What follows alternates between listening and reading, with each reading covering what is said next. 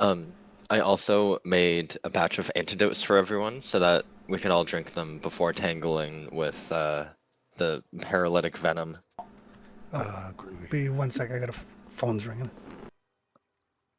What is that? Your Yeah. free juices for the day or whatever? Yep. There's 5 of them in the party stash if people want to take them. There's Oh, also a cool. bunch of Drakeheart mutagens, and for flower, there's Silver Tongue mutagens that'll give a +2 on Dread Martial stance. Fancy. Yeah, Ooh, when it activates. when it activates, yeah. That bloody dread martial stance, man. It's like a chainsaw that doesn't want to start. Like you got to go at it a couple times, and then it. Well, that's what the potion is for. It's +2 to activate it. Oh, okay. I thought it Yeah. was like a plus on like a +1 on the bonus that he gives or something. Gotcha. Okay, No, no, no. That'd be really cool, but unfortunately not. groovy. It's like a Yeah. roid rage additive. It's like here you go, get angrier. Yeah, exactly. Gotcha. Alrighty. So last time we played, you guys are continuing to investigate the people who vanished from Varnhold.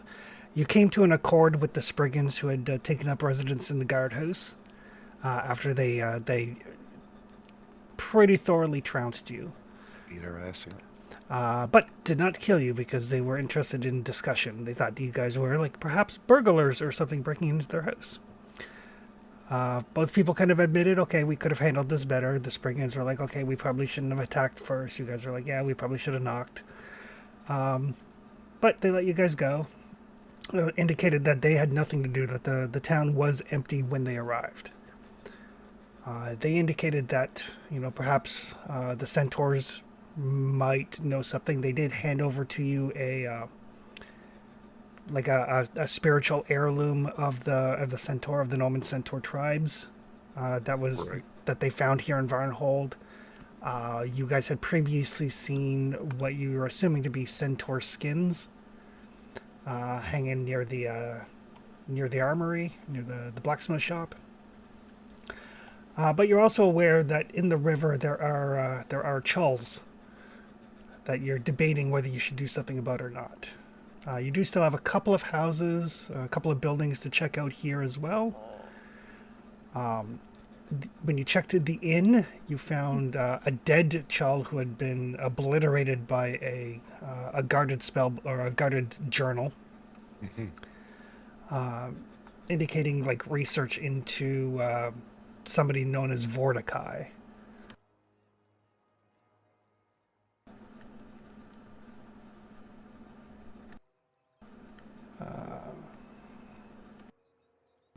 Just to find this. Yeah, the research was. You guys did recognize that Vorticai is the name of an ancient Iobarian necromancer from the Cyclops Empire that predates Earthfall. It's like 10,000 years ago. Gotcha. And that guy was like sound exploded, right? Like he was bashed into the wall and. Yeah, like somebody had used the guards and wards spell and put a heightened sound burst spell as a protective. Right.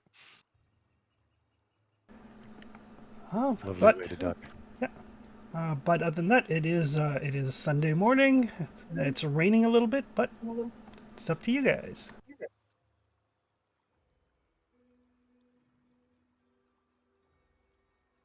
Well, we I'm, should clear out the rest of these buildings. Oh yeah, yeah. yeah, I See agree. let's Yeah, see what that else is should in be our town. first. Hmm.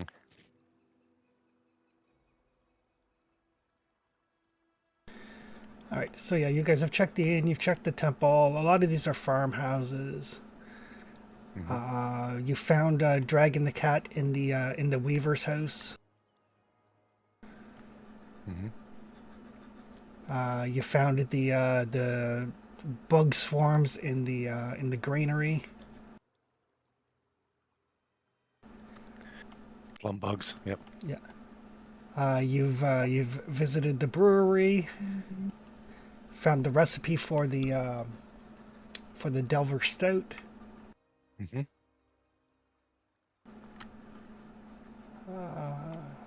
So yeah, you've actually only got a couple of places left to search here.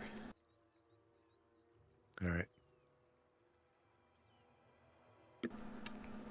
So yeah, as you kind of like take a look at like what haven't we checked yet. This house down at the bottom here. This sod house has actually been dug into the base of a hill. The heavy oaken door does lie kind of like cantered. Like the door has definitely been forced open. This is the half house here in the side of the hill. It is the half house. Gotcha. Well, we don't have a snow, so I guess we're reaching with shield and plate. Unless Walking up to Draxton wants to sneak in first. walking up to the door and looking in. I can try a stealth check approach, I suppose. Like I don't mind being the like you guys not be too far behind kind of thing. Like I don't think we need to wait a block back or anything. Yeah, so I'll approach the door. What's the scale on the doorway? Is it medium size? Yeah, it's a human sized door. Okay. My immediate thought into a hill is halfling, so I just wanted to make sure. All right, yeah. So you say it's ajar. The door has been forced. Yep, definitely. Okay. Like obviously forced open. All right.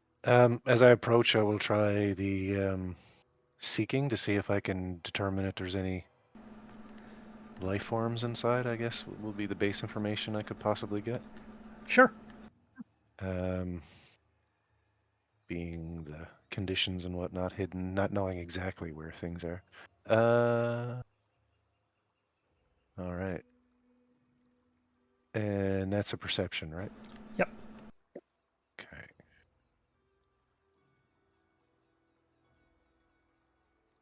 We are not in the wilderness. I think it's going to be a hearing one, so it's not visual, and there's no hunted prey, so no bonus. Ooh. Oh, decent roll though. Uh-huh. So yeah, so you kind of carefully like approach the door, kind of keeping your sniffing around, keeping your ears peeled. No sound of anything. Absolutely, yeah. Okay. And Gratch is right behind me. So when I get close to the door, and I will, and when I don't think I perceive anything, I'll just turn around everybody and I'll be like, seems clear, and I'll like try and perceive the inside. Yeah, you can kind of easily just kind of peer in. It does look like it has Yep. been looted. Okay. But what kind of grabs your attention kind of right away? There's a little small wooden box, like buried under some rubble. It's about the size of like a good thick book. So Okay. like 8 by 11 and probably like maybe 6 inches high. Right. And then nearby that, there's a book that has been kind of torn in half at the spine. Kind of like torn in half and tossed aside. Okay. And everything else in here has been just wrecked? Is that the idea? It has definitely been looted. Okay. Looted over. And two things have been mentioned that are this book size. Is there a lot of other debris that seems to be bookish as well? Here and there, like, typical reading books and stuff. Okay. I'll move in to the space and just turn around. There's nothing in here moving. A few books, I'll just say, as I look to the professor. And I'll head towards the box just to make sure it's not like a thing that will activate to kill people.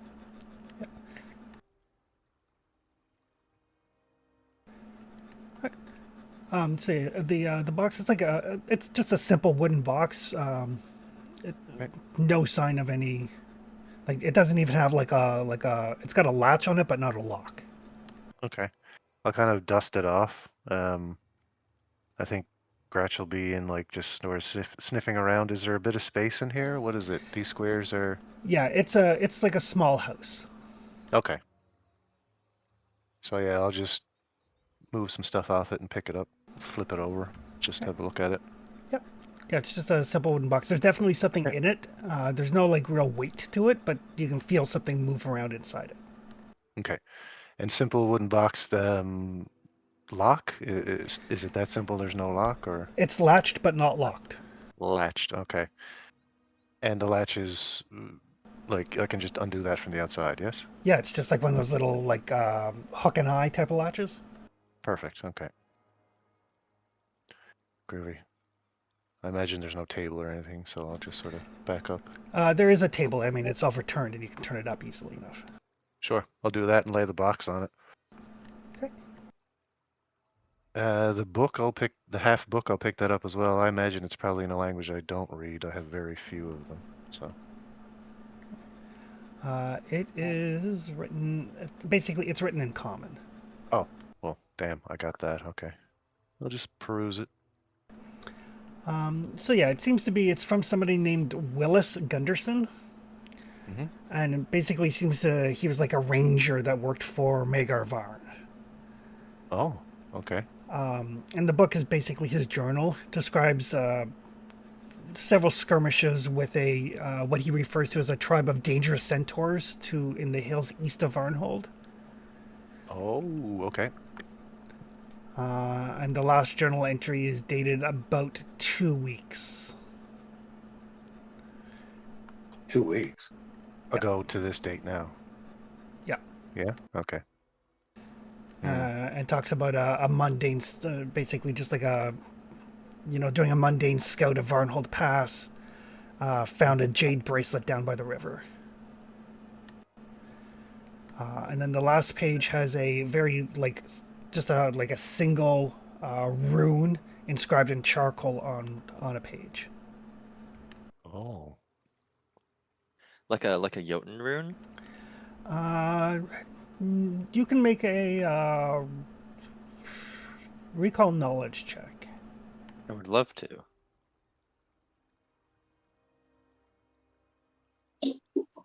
Oh, looks like I'm off. Take care, folks. All right, take care, Don.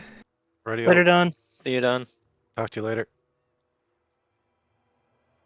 Oh, good. I was just checking in on my Pathfinder game. Oh, you're still online, Don. You still here, bro? Oh, there he's gone. Oh, he's gone now. There he goes. Time delay disconnect. Yeah. Right. So yeah, it's possibly a magical rune.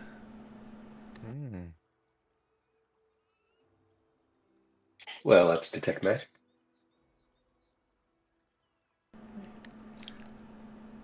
Right. There is definitely magic within 30 feet of you. We'll go through the process. There's also that. Actually, Sorry. I just want to check detect magic because it would be heightened. I could pinpoint the source for the highest ranking magic. Yeah. Inside the box. I was gonna say the box is Yeah, right we there. could get it down to a 5-foot cube. Yeah. So it's in the box, not Right. the rune, but something in the box. Yeah. But the rune might be a magical rune. So if it's not magical, is then it not a magical rune? Is that the logic step then, or can it still be a magical rune if it doesn't detect magic? It would, if it's not showing up to detect magic and read aura, then it's not magical. Okay. Yeah, it might not be magical in and of itself, but it could maybe be part of a spell still or something. Involved in magic. Or maybe it's a rune that he saw where he found the bracelet. Gotcha. Yeah, that's another time a bracelet's been mentioned. I remember that mentioned last time too, in conjunction, and not the one we found before. Like with this scenario, I mean, there was some mention of a bracelet. Yep. Amongst the books and stuff you found in the inn, there was mention of the bracelet. Right. Prof's got What- all those books in his staff, right? You stored them all. Yeah, right? yeah, I have them all in my e-reader. Okay. Would I be able to absorb this book, even though it's torn in half, and would it count as two? Well, it's only half a book, so it would count Yeah. as one. Oh, gotcha. The other half of the book isn't here? Correct. Oh. Right. Yeah, yeah. It's like a telephone book torn in half. We only got one side of it. Okay, well I'll pocket the half that we have.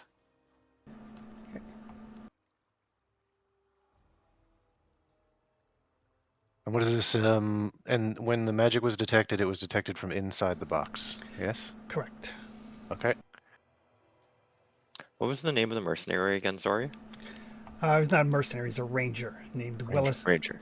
Willis Gunderson. And like looking around at this place and stuff, and Traxton also being a ranger, could I tell that this is probably his place? Yeah, this is definitely his place. Okay. And this guy, when I read the journal and stuff, what was his opinion? Was there any of his opinion on the centaurs? Like, I think it was mentioned an evil centaur tribe, but like, did he go into any depth at all? He referred to them as dangerous. Dangerous. Okay. Gotcha. There was no sort of moral judgments on his behalf, like. No. Okay. Just wondering if I could get his stance on the situation from the journal. That's all. Gotcha. All right. So yeah, I think we popped the box open, and no one other than Snow Maple's got any relevant skills for that, right? Or is it just a perception check to try and see if it's trapped? It is a perception check.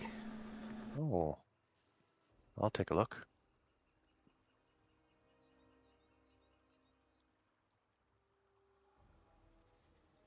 Is it smell perception? No. Okay. It is eyeball perception, though, right? Like looking at it. Yep. I'm just making sure. I only get the eye slash on this one. Dang it! I got a prof roll. Okay. It happens. It does. I should say I just got a knee roll because it happens to me a lot too. Yeah, I think I'll just leave it at that. I'm not going to re-roll that for now. You don't detect any traps. It doesn't look like it's significantly important. Yeah. Just being a little bit overcautious, I think, after last time. So I'll just turn the box towards me and pop the latch, and open the lid. See what's inside. Inside there's like probably about a dozen or so bird feathers. Oh, okay. Oh, feather tokens? They are feather tokens. Oh my God, a dozen? A dozen. Holy crow! I'll spin the box back around when nothing like jumps out and attacks me, and I'm like, "What do you figure these do?" I mean, there's Real one way to slowly. find out. Yeah, real slowly, so all the feathers don't go everywhere. You know what I mean? I feel like Traxon would know that if they're not like on little badges or anything. They are not. I can. Gotcha. I'll spend a minute using my staff, and I'll read aura on 10 of them if I can. Okay.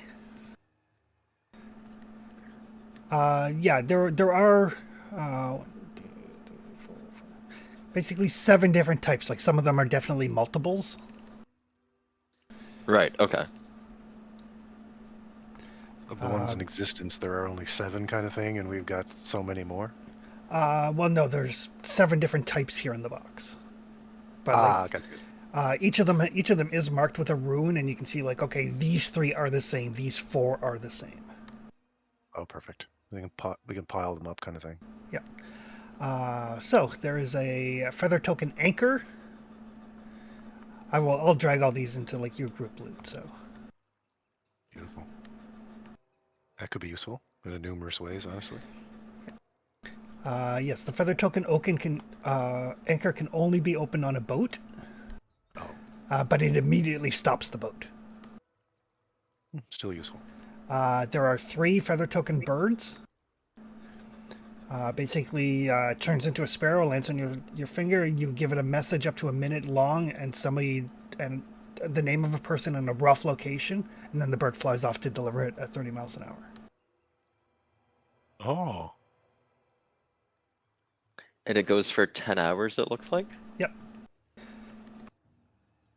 That's a cool one. There's a feather token fan, which basically turns into a fan and casts gust of wind, used on a sailing vessel. There are 4 holly bushes.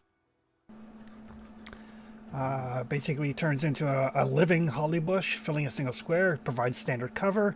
Has 2d4 bright red berries. These ones are infused with magic. Each one heals 1 point. If you plant it in soil, it will continue to grow as per a normal bush. There's a feather token ladder, which permanently transforms into a 20-foot ladder. There is a feather token boat. Activated when tossed into a large body of water, transforms into a swan-shaped boat capable of carrying up to 32 medium or 8 large or 2 huge. Moves speed of 50 feet, lasts for a day.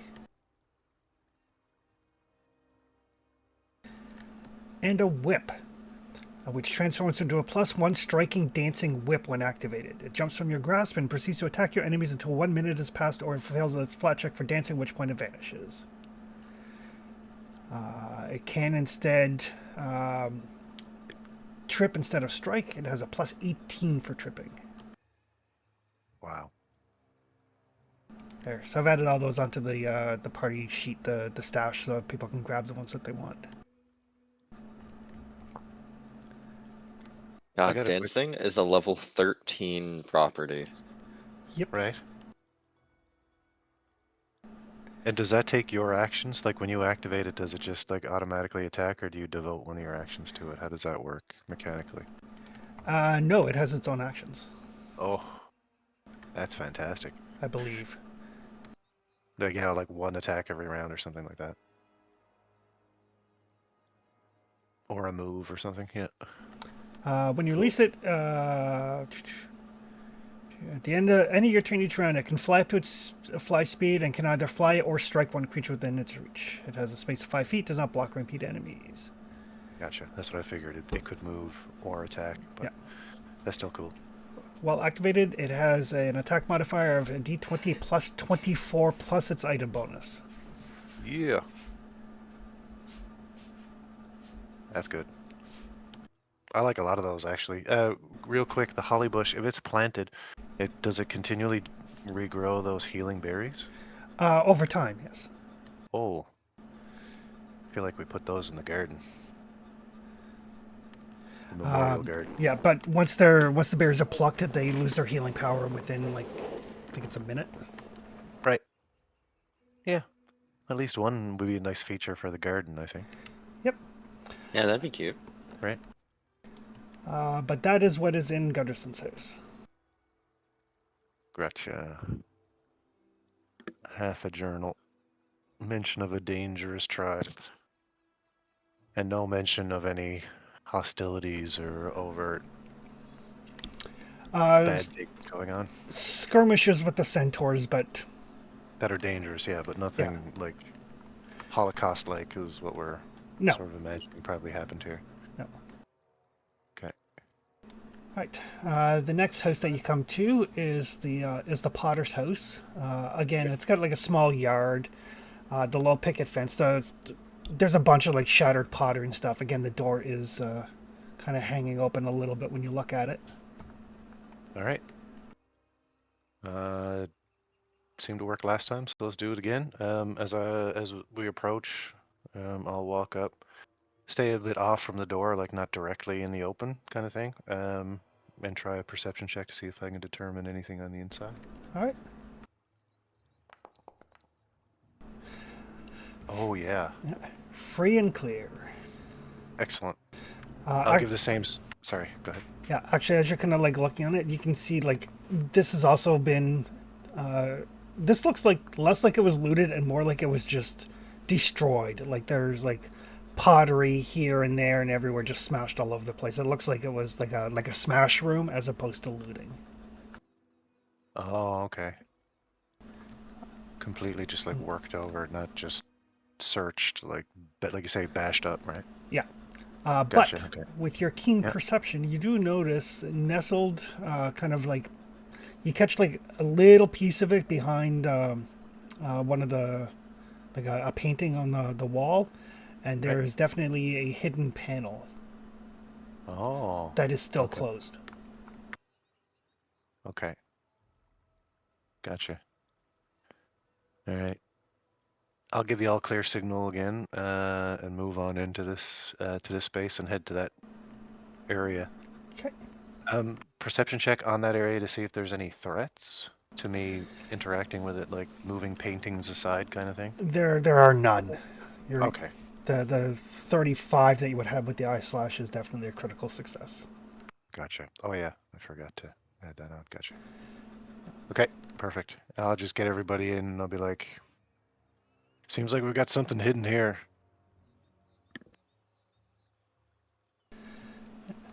Yeah, go ahead and open it. Or do you want me to open No, I'm fine with just opening. I just don't want to be the only one talking for a while, that's all. it? Right. The Yeah, first guy in the room takes a while. yeah. Yeah, so I'll go ahead and slide the panel over, up, around, or whatever way it's got to go, I guess. Inside it, kind of nestled in like a bed of straw, is a very elegant set of platinum tableware, like flagons and platters and cutlery, all obviously handcrafted with like basically with platinum and gold filigree in it, Mm-hmm. and a little placard that indicates it is a wedding gift for King Nolusky's eldest daughter. Oh wow. Yeah, Is that they knew does it. that name sound familiar?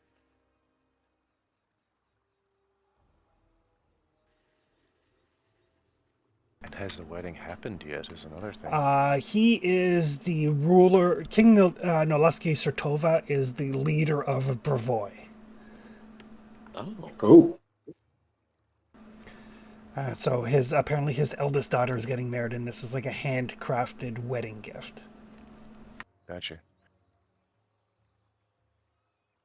And do we have awareness of if and when the wedding has or will happen?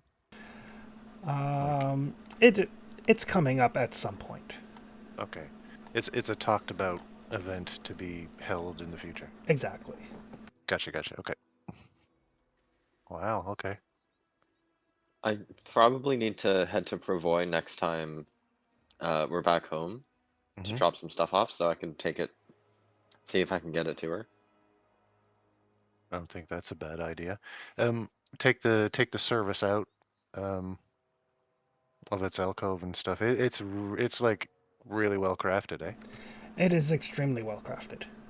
Okay. This had to be well, yeah. who here could afford to bake something like that? Magar definitely could. Hmm. Ma- Magar was the noble from the first feast, wasn't he? He was. Yeah. This is his capital. All right. So probably So trying to suck up to the king. right. I mean, that's why we're going to take it back. I was gonna say as I start wrapping up the pieces in I guess some like random sort of cloth just to keep them from being all scratched up. I say when you deliver it though, that doesn't it comes from us then, doesn't it? I mean, maybe, yeah. That does sound right to me. That's how I feel things work. Especially if the poor soul isn't with us anymore, then I'll just sort of load it up into the bag. Well, won't be needing this anymore. Whoop. Yeah. Yeah. Oh, that's a nice present, and we'll definitely deliver it, especially if the guy's dead. Snowmaple would be so proud. Yeah. I feel like Traxton understands that opportunity when he sees it. Well, the opportunity is just as good if we tell the truth, right? It's true too, and like let him know, but also at the same time, it still comes from us, and we delivered it and everything. So like doing that particular task instead of just cashing it in, right? In the broader picture too. It's So yeah, certainly worth returning. Favor of a king is always good. Yes. yeah, yeah. If it's solely for us, or if it has to be in conjunction, like this was this guy's. If we tell him the whole story, right? We still did it, so Um, either way, it works out. looking over the wedding gift, does it look like it was human made specifically? Or does it look like it would be older? Oh, No, it's definitely freshly crafted. Okay, cool. Cool. Is it just magical? really well done. No, it is not magical. Although, Professor, with your keen eye for craftsmanship, that's probably worth about 30 gold. Okay. It's a lot of money for a tea service.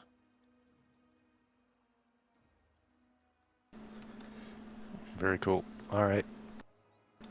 And the last place that you have to check is the Horse and Hammer, the blacksmith.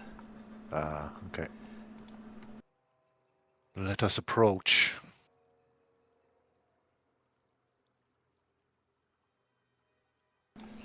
So as you approach it, it's a like a very long, kind of low building surrounded by a yard. There are Traxon and Gratch. You guys smell it before you see it. But there's about a half dozen or so horse carcasses, kind of decomposing and partially eaten by the crows that are continuing to pick at them. Oh, okay.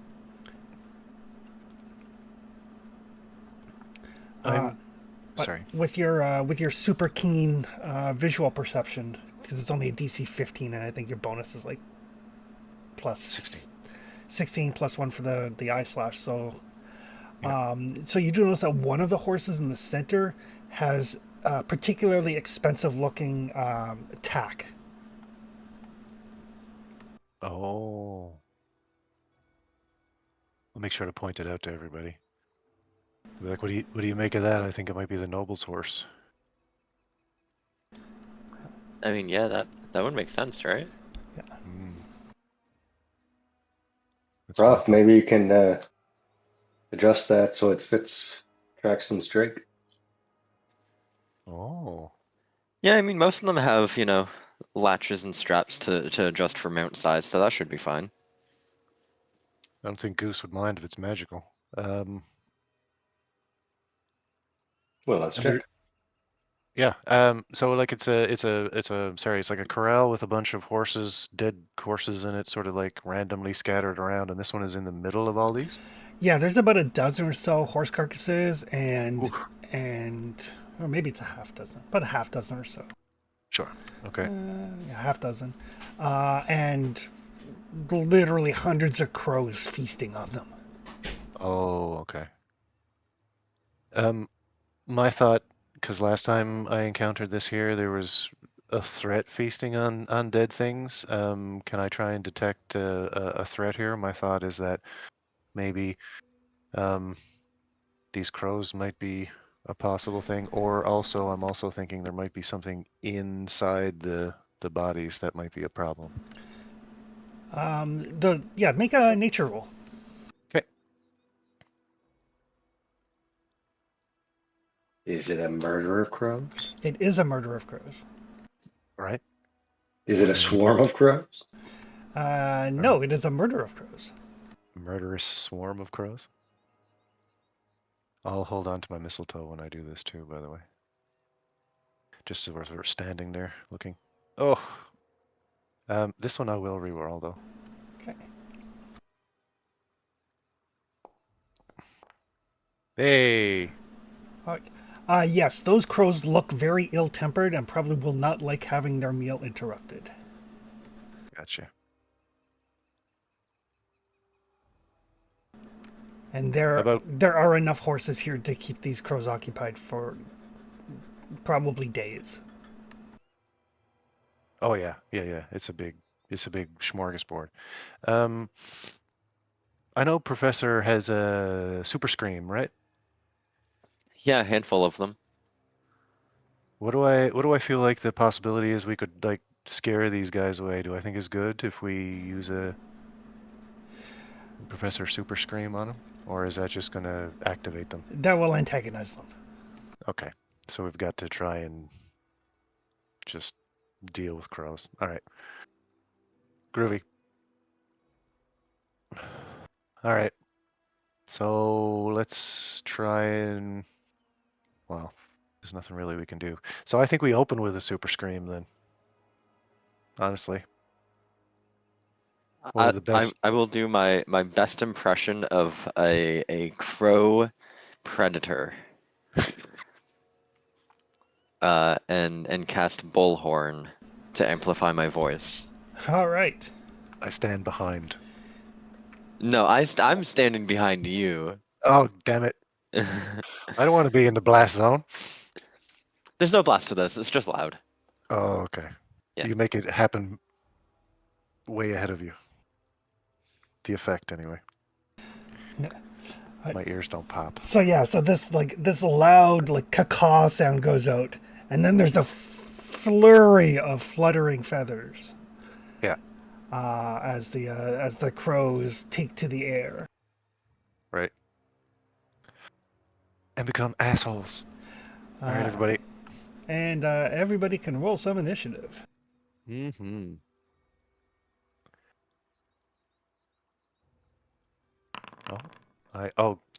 I think I did a perception initiative check earlier, and it tells me I'm already done. I think I clicked the wrong roll earlier. Maybe I got you in the initiative tracker, which is the main thing. Oh, perfect. Yep, it is true. All right, so as these crows kind of take to the air, and there are a lot of them. Ugh. Yeah, they usually are. So yeah, I'm not going to bother doing up a battle map. These basically, when you guys are moving around, these are 10-foot squares. We'll kind of zoom in combat-wise, so they're 5-foot squares, just so we don't have to do math. Sounds good. Father Liam is up. Oh, swarms. What do I have for swarms? Big ass swarm, I think.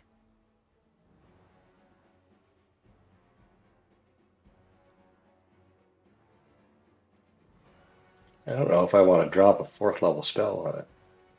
Swarm. Never go first. What do we got in the bag? We gotta have something in the bag that goes boom. Yeah, we probably have grenades or something. Who's got the pocket fireball? Was it Snow Maple? Snow Maple. Ah,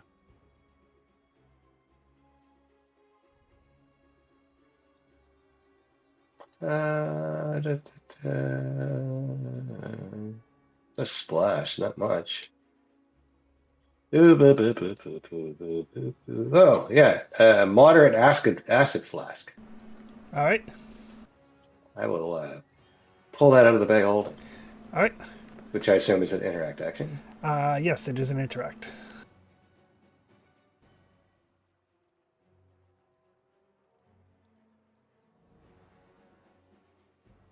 And then I'll throw it at the bad guys. I'm not sure how to do that, but If you drag the thing to your character sheet, it should show up as a weapon.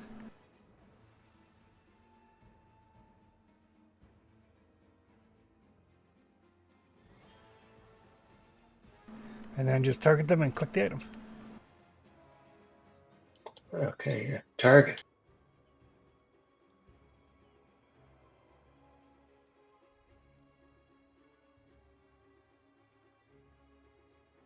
Does it bring a box or anything up?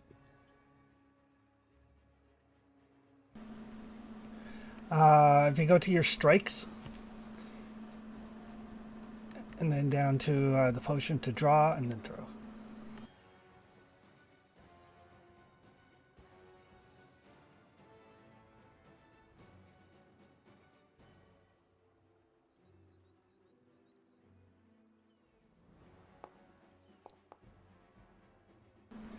That is a miss. 22 is a miss. Oh my goodness. I never rolled a dice, so I'm gonna reroll it.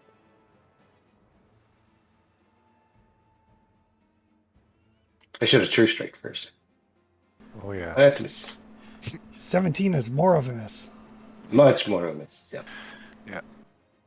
Yeah. So interact throw, I'll reshield. Okay. That will take us to the professor. Yeah. I don't plan to use my sling when we head underwater. So I'm gonna spend 2 actions to pull out the white thread of hag hair, and just it shrieks like a banshee. And I'll use the caterwaul scream, All right. wherever that is on my action bar.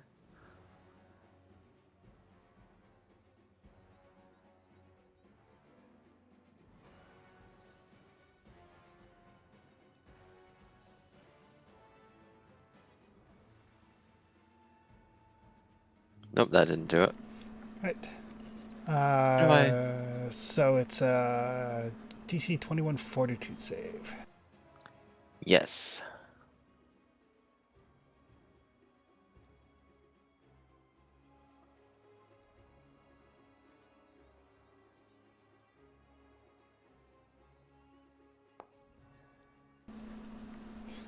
Whew, only a 14.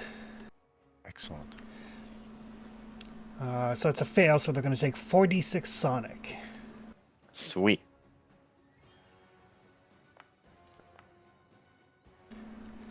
Nice. And that is area damage. Oh, is it area damage too? Good. It is, yeah, it's a cone.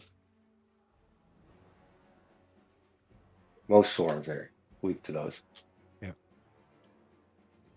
Here I am trying to switch out my fireball too. Yeah. Got it. So yeah, so this shrieking banshee-like wail, and a bunch of the crows just fall to the ground dead. There's still a lot of them, but Sweet. And I'm going to run away.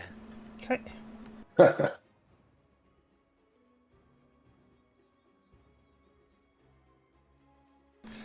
That will take us to Traxton. Uh-huh.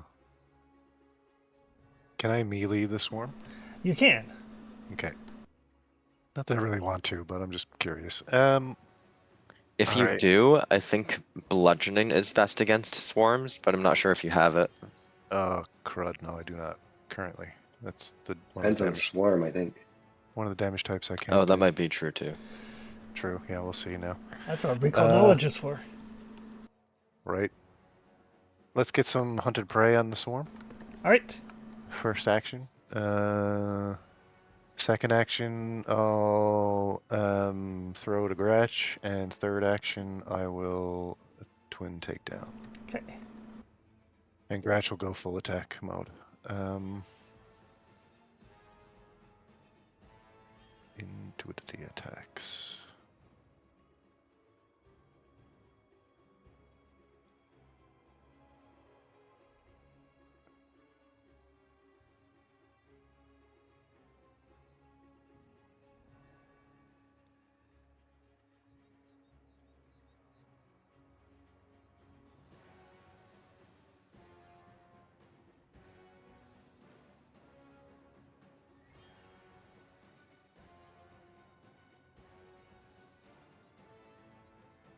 Sword.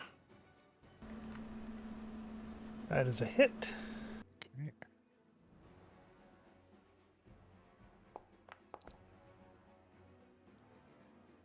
Oh crap! Wrong click.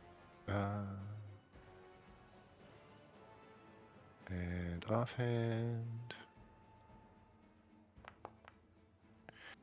Dang. All right.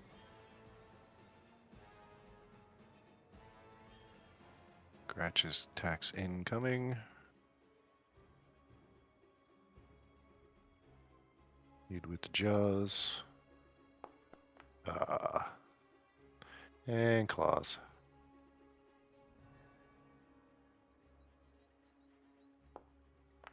Oh well. That'll take us to Flower.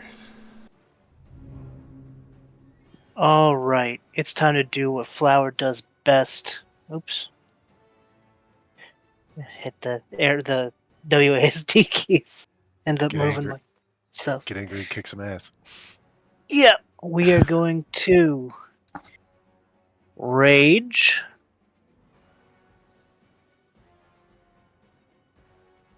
Because we angry. Then we're going to. Oh. I added it twice because I had a pop-up that I was not used to. No worries. Cool. We're going to move up. And we're going to swing. Oh, I apparently did not have my thing equipped. It's probably safe to say I had it equipped, right? I would think so, as you guys are moving house to house. Yeah. Yeah. We're ready for a fight. So now I'll swing. Flav just walking around with this like 'Cause- gigantic eye beam across his shoulders. Exactly. Pretty much. That's what 'Cause- I'm, mostly, yeah. You have bludgeoning. Mostly, yeah. 'Cause I do have bludgeoning. All I mean, he Oh boy, couldn't put it away if he wanted to. It's bigger than he is. it's true. It's true. I kind of have to carry it.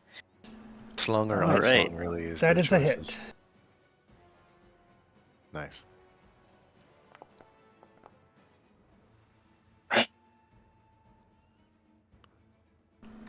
What? I don't know what happened to my targeting module. Your attack and damage was the same roll. Yeah. So yeah, you swing. There's like that thunderous boom. A bunch of birds kind of die from like shockwave and stuff. There's still a number of them. Yeah. It takes us to their turn. They're And they're gonna Giant. fly. So I am going to need Hull and Traxton to give me reflex saves. Absolument.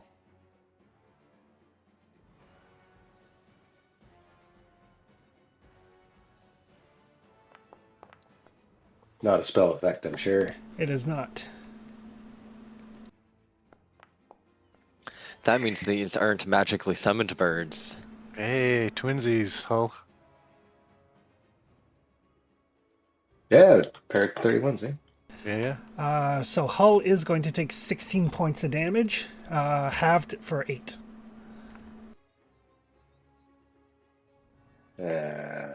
I'll block that. Okay. She'll block for 0. Yep. And then their third action, they're going to do the same thing again. That's rude. This is clearly not the same bird swarm that was in the first level module we played the other day. This is a I level 9 swarm. It's a different thing. I imagine not, no. Oh, so we do another save, yeah? Yep. Okay.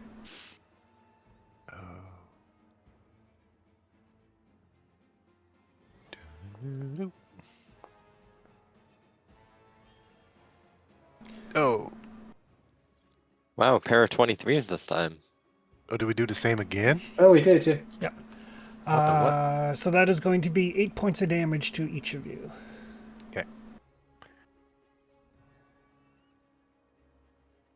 It was actually it was the same result both times. Yep. No damage the first time, and then we both took. That's pretty hilarious. So these things are flying all around, getting in your face, pecking through your armor. Pain in the butt. Ow! Ow! Ow!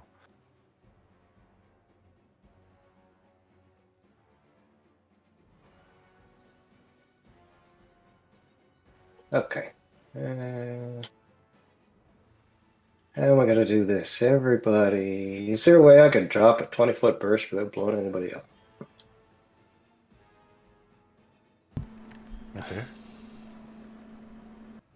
Shift it down. There we go. Yeah. I'm going to cast Divine Wrath. All right. Oh.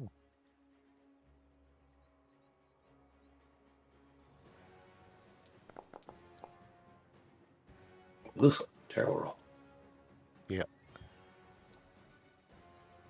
Ooh, critical fail though. Oh. Oh, meteoric damage on the crit. Right. Oh, it's got a weakness. Okay. That's good. So this pulse of divine energy brings out a bunch of the crows fly. Like some of them are starting to fly away now. Some of them have fallen to the ground. Take us to the professor. Oh, third action, raise shield. Got it. I'm going to use my first action to exploit vulnerability. Okay.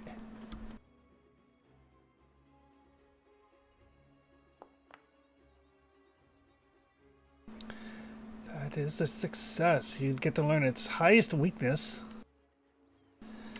The highest weakness seems to be area damage. Area damage, yes.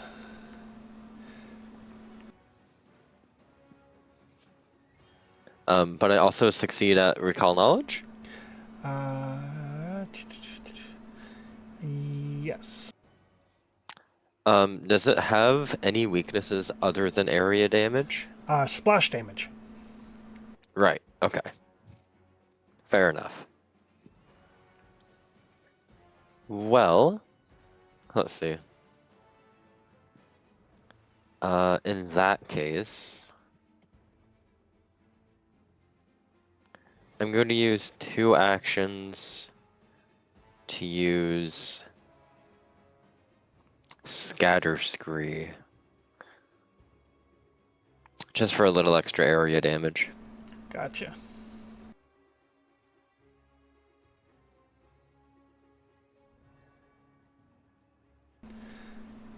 Ooh, they did succeed. That's fine. They'll take an extra 10 still anyway. Truth.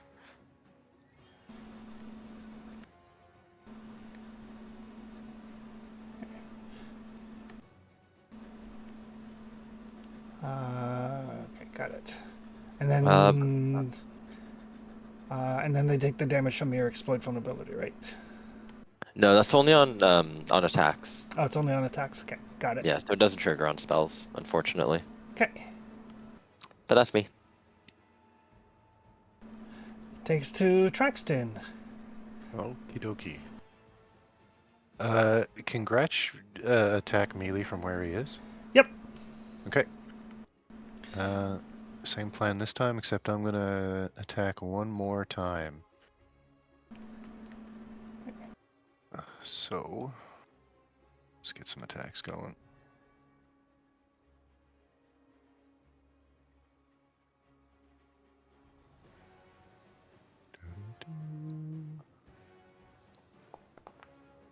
Ooh,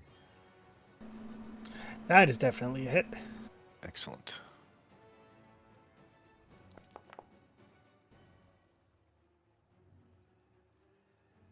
In the offhand. Ech. One more time for me, and then 2 for Gretch. Dang it. Alright.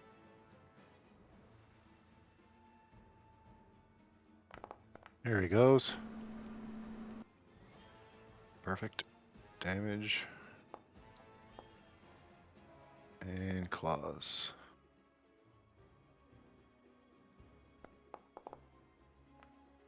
Ooh.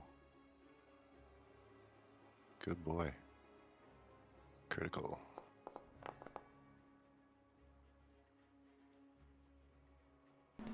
So yeah, Gratch is just going to town, like standing on birds and ripping their wings off. Yeah. Grabbing like mouthfuls of them and just spitting them out. Yep. Flower. All right. Well, Flower's a little upset because it ignored him, but at the same time, he's gonna show it what happens when it does. Don't you turn your back on me. Pretty much. We're gonna Dread Marshal. All right. Because I've hit it, so it should know that I mean business. Or not at all. There you go. There you I go. hate that I saw it coming a mile away. Me too. Me too. I was in my head. I was like, "It's a 1." Yeah, I'll say someone has to tell the Dread Marshal stance, though. that's right.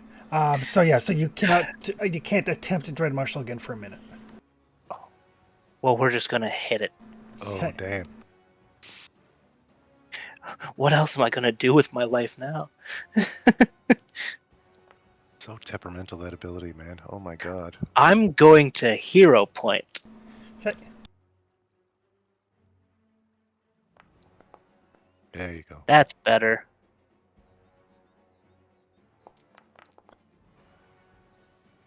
Bang. I don't know what happened. I may have to like reboot Foundry and find out why it's not taking my targeting. Yeah, because I have it targeted. Yeah. Good job. But that is enough to disperse the rest of the crows. Excellent. Perfect. The remnants of them are like they fly off in various directions. Enough to indicate for anybody trained in nature that they're not under any sort of control. They're just crows being crows. Right. And it was smorgasbord here, and they were all hopped up on horse flesh. That's right. Gotcha. All right. Really quick. A couple, I think it might have been 2 sessions ago now, when there was that bird that There- did that. Yep, there was a crow that was spying on you. That was also a crow. That was a raven. A raven. Okay, gotcha. Right.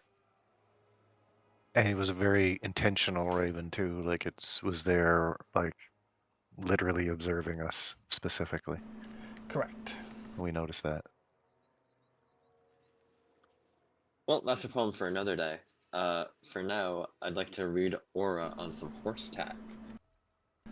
Okay. It is not magical, but it is exceptionally well made. Okay. Okay, fair enough.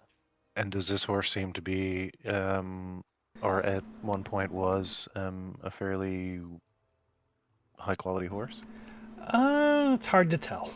It's Okay. really hard to tell. Decomposition is pretty advanced. Yes. Gotcha. Okay. Yeah. Well, let's scrape it off then. Pull it free of the carcass and whatnot. Okay.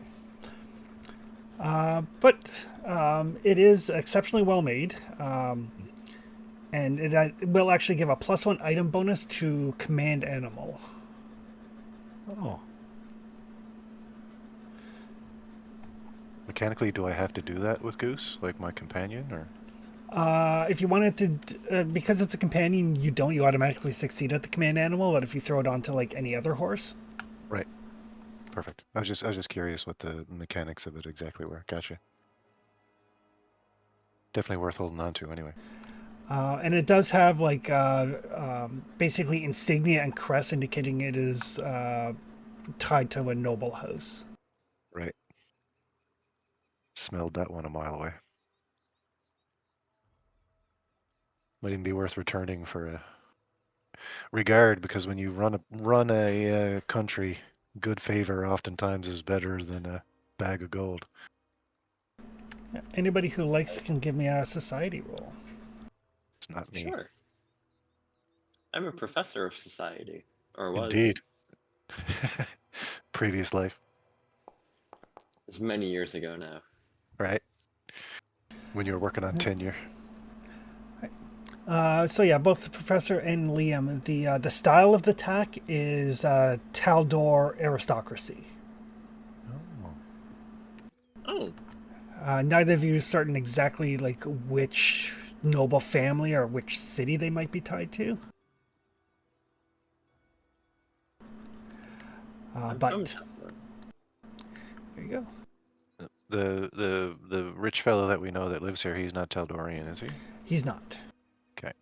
No, he's from Brevoy, right? He is. He's loosely tied to the Sword Lords. Okay. Yes, that's right. Gotcha. Right on. And this is the outside. Is there anything of note on the inside? I'll attempt a perception before we move into that space. Yeah, it's a blacksmithy. There's nothing. Okay, nothing Nothing out moving, of the nothing ordinary. warm. Gotcha. Okay. All right. Are there? I'm just thinking, is this like a weaponsmithy, or is it more horseshoes and like tools? It's mostly like farming tools. Varnhold has a lot of farmland around it. Mm. Okay. But There's a lot of like yokes and hoes and. yeah, I mean, it's a blacksmith. They're set up. They could make like swords and armor if they were so inclined, but you don't see like any like. Yeah. There's no partially made suits of armor, no swords, no shields, nothing like that. It is primarily farming stuff and horseshoes. Right. Right. Okay. Right. So, just Foundry is probably going to flicker and come back on for a second. I found the setting I need for the targeting, so I'm going to reload Foundry here. Great. So 'Cause that's all. Sorry. yeah, but that's pretty much. You guys have explored all of Varnhold. There's no evidence of the people. Obviously, the Spriggans, contrary to what they said, did do some looting, but there's Yeah. no signs of combat or violence anywhere other than what you guys partook in. Yeah. Their story is still holding up. Their Absolutely. story is holding. Yeah.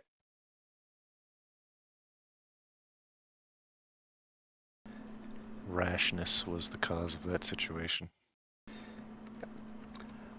But by the time you guys are done checking out the houses, you guys got an early start, so it's probably not even 10 o'clock in the morning. Sure. Yeah, Are we didn't we do a whole going lot of for a swim? faffing around. Sorry? Are we going for a swim? Is that the plan next? I don't know. I don't want to, honestly, and I don't think we really even need to deal with it unless we're going to use this place, because these chulls seem to be pretty chill, don't they? They're just hanging out in their watery home. Yeah. And we don't know if they got all kinds of. Our evidence is been well. What we've been told by the cat is that everybody walked out of town, so I doubt there's a giant. There might be a few bodies down there, but I don't think they're any sort of player in the situation. But I'm willing to go have a look see. Like I don't feel completely all right with leaving here without having everything looked at. So If I can avoid getting wet, I'd be happier. hmm, It A bath so would do good. there the is cat. that. Sorry, the cat's name is Dragon, right? Yep. Right. Dragon mentioned everybody left town after hearing a bird song. Yep. Yep. At the red sun time. Right. And they all walked out of town in a certain direction. They did. Yeah. So they were Pied Pipered out of here somehow. Right. Yeah. And when the cat says bird song, that could be anything musical, I imagine, because that's what a cat would probably understand anything melodic to be. So it could be some crazy bird with a fiddle for all we know. That's my thought anyway. I'm just wondering if it's the bird we saw. It flew west? Did it? Let's see. Yeah, because that's another thing too. That's good connection. Like if it went off in the same direction towards where they went, right? Yeah. I'm thinking the centaurs might be a red herring. The Uh, the bird that you guys saw flew off southish. okay. Southish. Should we go south? Or do you guys want to look for the centaurs? Which way was that island, Chris? Was that to the south? That island is to the south as well. And that's the one we said we just noped out of, right? Yeah, Yeah, that's one of you guys are like, this does not look good. that's where all the enemy titles were deep, deep red already. And they And weren't and I even. assume it would still be that case now, right? We haven't leveled up since, have we? I don't think so. I don't believe so. No, not significantly. If we did, So we probably don't want to go south. mm, not no, not for a ways probably. I think our first step is to go.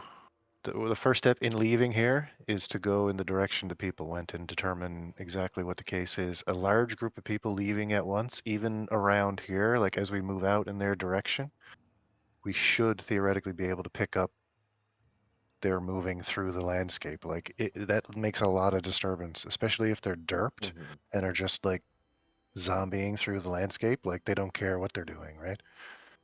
Yeah, there's no way this entire town left without tracks. Yeah. I can see around town because it's been a while, like being erased. But as we move in their direction, Like their tracks will get more recent sort of thing, right? Like if they're still out there, kind of idea is my thought. So I mean, if they were skinning centaurs yeah, and the centaurs came in and kicked all their butts, then yeah. I don't have a lot of sympathy for them. No, no, absolutely. And that's what we need to figure out what's going on. Like, is it the centaurs that did this, or were they just having problems with the centaurs and one particular hunter? Like, are we going to find the other half of this ranger journal and find out this ranger is like I don't know, a Hitler when it comes to these things, and it was just him doing it? If something else happened to these people, we don't know, right? Well, we certainly need to find out. Oh, Uh, absolutely, yeah, Uh, one way or another. before we head out, actually, Hmm. I'd like to cast object reading on the half a journal we have Oh, and see if I can get any information about who ripped it in half and God. where the other half may be. Yeah, so you kind of reach out and touch it, and you get uh, feelings of like anger and frustration.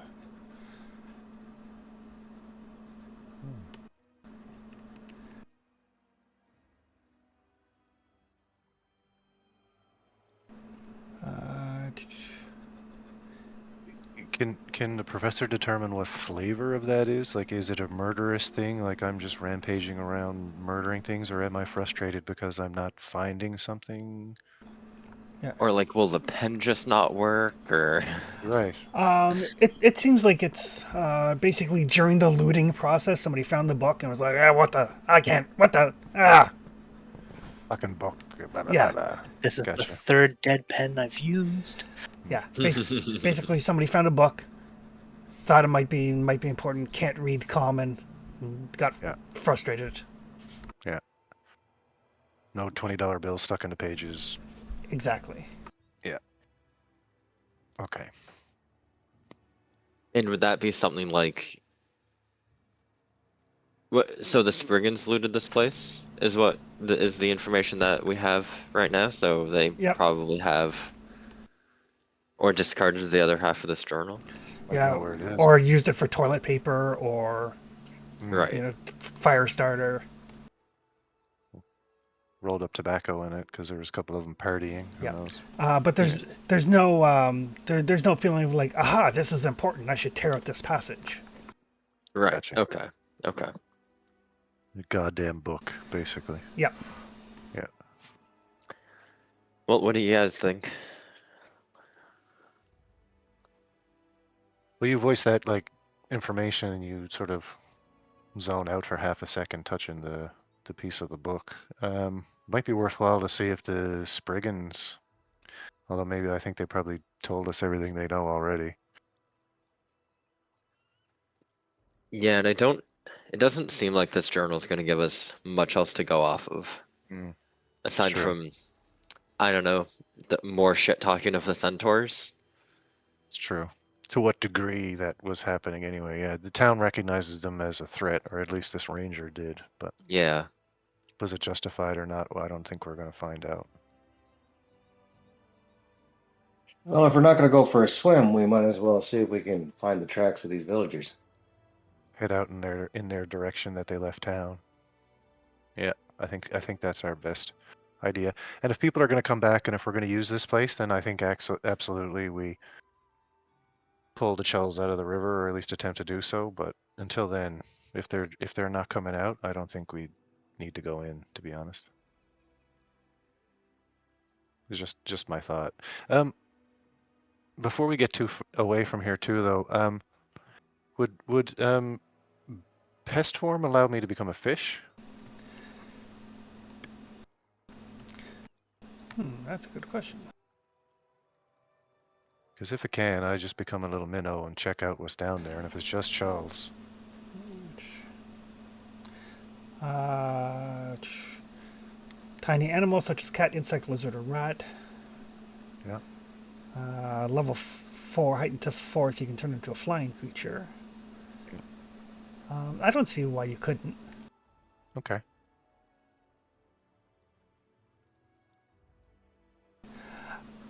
So I'll throw that out there. I can go down and have a look and see. I don't think they're going to bother much with a minnow. Not much of a snack for them. Yeah, if you want to go down and have a quick glance, I don't think it could hurt. Unless it hurts you, that is. I can't see how it will. It could. And if they do notice me, I'll just get the hell out of there as fast as I can. I'm not going to try and tangle with a bunch of Hmm. paralytic creatures by myself. So yeah, we'll just go to the river and just to see, just to evaluate what the situation is down there. All right. So Jackson makes his way out to the river and then boop into a fish. Yep. Tell Gretch to wait by the shore. Don't go in the water. I tell him. So yeah, so there is like the shallow part of the river that you guys forded where it's like 4 feet deep. But Right. on the eastern side, it does drop down into like a 20-foot deep pool, which is where the chull kind of live. Right. You see, there's like a couple of them. Yep. They're just sort of like on the bottom, hanging out. Yep, I mean, obviously, waiting for anything big to come by that they can eat. Yep. But Yeah. that's about it. I'm like literally one of those little spiny backs you see in the river, right? Like one of those tiny little sardine-ish fishes. Yeah. So like I think you mentioned last time that there was a cave off to the side. There is a cave. I mean, you can get to it easy enough. The chull pay you no attention. They're not interested in tiny fish. Yeah. And it's a tunnel that basically leads up into the water supply in the guardhouse. Oh, okay. And when I go through that area, it's just a passageway, and then it comes out into like a pool. Comes into basically a well that's in the guardhouse. Okay. Gotcha. I'll just come back down and out. So actually, 'Cause I there's another small tunnel that leads to the well in the town. Okay. But they're all natural, like water Occurrences. channels. Gotcha. And is the size insufficient for the chull to get through? Like these are small tunnels too? Yeah, like Okay. the chull Gotcha. are large creatures. They can't get they could squeeze through there if they really really wanted to, but they would have to have a reason. Right. Yeah, it's an ordeal for them to try and push their way through these things. Okay, perfect. All right, yeah, I'll just pop right back out the way I came in, because I imagine getting out any other way would require climbing out as well, right? Yep. Okay, so yeah, I'll just go right back out the same way. Keep up all pretenses like I'm just a fish. Do-do-do-do-do-do-do. Um, away I go back up to where we came in, and I'll just report. They're not storing bodies down there. It's not a larder. It's just erosion connects to these places in town. So I think we can leave them here for now, unless we need to deal with them. I don't see why. And as long as we look for the loots, then nobody won't get upset. Sorry, I didn't catch that at all, Tony. Sorry, Snow gets upset if we don't look for the loots. Oh, yes, gotcha. Yeah. Yep. No, there's nothing in there shiny. Kept my eye out for that. For snow maple. All right, then we're gonna look for some tracks in that case. Yep. We'll head out in the direction that Said. Dragon said people left.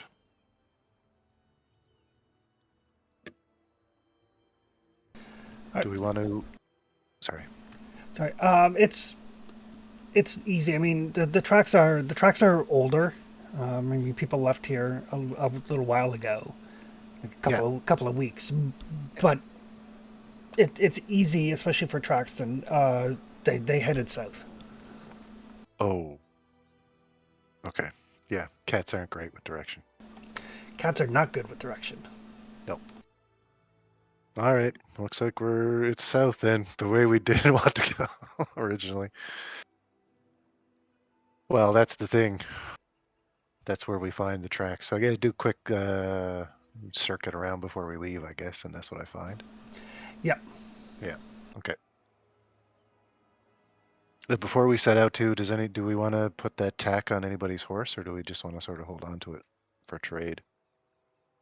Because we have horses too, don't we? You do, yes. Yep. I thought we rode here. I'm not great with animals Sure. personally, Mhm. but if anybody else is also bad with animals, then you know. Gotcha. Degree of badness, sort of thing. Oh, actually, is a nature check to command an animal? It is. Oh no, I'm apparently miles better than Liam and Flower. Oh. Oh yeah, I forgot about that window. Yeah, you can see everyone's skill proficiencies in the party tab. Yep. So maybe, yeah, Liam or Flower could use it. Liam, you summon horses, is that right? I can. Right, but it takes some of your magic. Oh, certainly. Yeah. Gotcha. All right. Well, they set out on foot. Maybe we don't sort of worry about it for now. I think we should probably set out on foot for now anyway. Cat would probably have that much right. So yeah, let's just get moving. I think is our best idea. I'm really wanting to know what the hell happened here. Yeah, I agree. Alrighty. So I guess the question: are you guys heading south into the mountains, or are you going the easier route along the edge of the mountains through the plains? Which way did they go? Right. They went south Like right Okay. into the mountains. into the mountains. Into the mountains. Well, I mean, we might as well follow the trail, right? Yeah, we never know when we'll find someone along the way. I wish I took fish to goat hooves now instead of fins. Mountain goat hooves. All right. So you guys set off into the tours of Lebanese mountains. It is slow going. It is difficult terrain. So it's gonna basically take you like a day just to get into a hex, and then another day if you want to explore the hex. Gotcha. Yeah, and I can't help with that since we don't know where we're going, right? So No, I'm not at the level yet where I ignore all that, am I? No. I think rangers get to ignore difficult terrain at some point. At some point, I think they can choose terrains to ignore. Oh, okay. Probably after 10 anyway. Yeah. Okay. One sec here. Not that I want to get away from everybody, but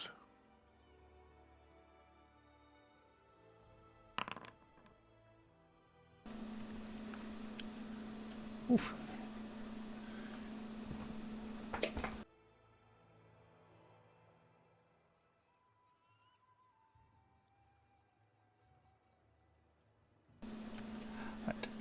So as you guys are making your way into the mountains, and it's like I said, it's slow going. The rain has finally stopped. It's a little bit cooler here in the mountains, but it's still summer.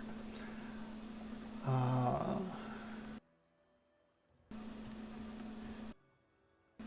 see.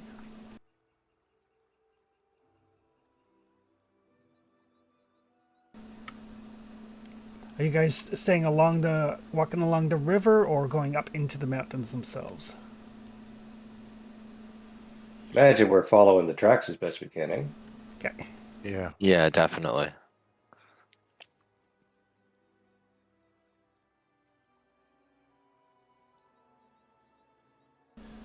This'll do. Keeping my eye open for any people that may have fallen along the way too, Chris. That's something I'm wary of that might have happened. Okay.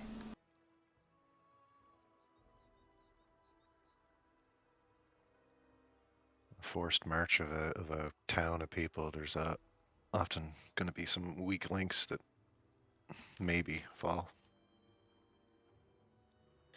Yeah, I don't see somebody's 87-year-old grandmother scaling this mountain. Right? Correct.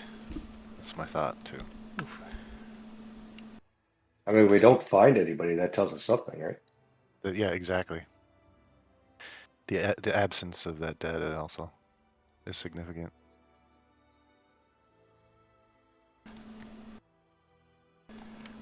All right. So yeah, as you guys continue to follow along the river, kind of keeping your eyes open for evidence that somebody may have stumbled, may have fallen, may have been left behind. Mm-hmm. No sign of anything. But then you do see Traxon kind of floating along the river. What looks like a moose body. Oh, so like some big, large four-legged carcass. Yep. Like when you say moose, like that's what I'm getting. Like it's not just a Yep. brown thing. Okay. No, it is a large moose thing. Oh, okay. I'll make sure to point it out if nobody else sees it. Nature check to see if there's a thing that, like an identification, I guess. Yes. Okay.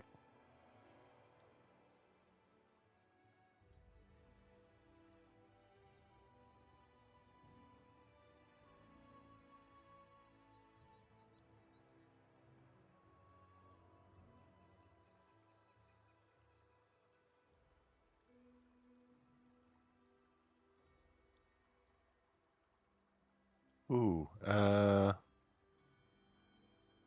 yeah, I'll let that stand. Yeah, it is. It is definitely a moose. It looks like its spine has been broken. Just the way it's kind of like floating there in Oh, the waters that floats by, it is bending in an unnatural way from its shattered spine. Wow. I just like have like sort of comment as it floats by, and like we all see the impact sort of idea, right? Like the spine caved in. Yes. Yeah, like took quite a bit of force to do that. And whatever did it didn't eat it. No, could have been thrown too. It had to be something big, big, big. Real big to do it to a moose. I will be sure to travel particularly close to Father Hall. Good idea, bro. Yeah, it's not spread out too much.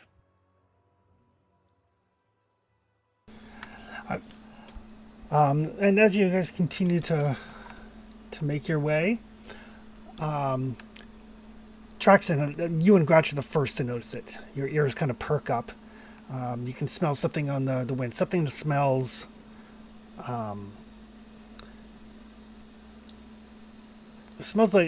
like rotten furs. Oh, like decomposing or like dirty furs, like musty and like musky. But like furs that haven't been properly tanned. Okay, gotcha. So a little bit of both. Yeah. Okay.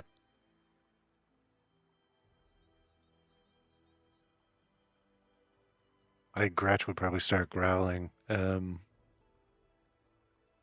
I just say there's, what would I say? There's some strange smell coming from up ahead. Smells like dirty clothes to me. And then kind of like on the wind, you hear a voice. Does anybody speak Jotun? Yoke. Yes, I do. Yeah.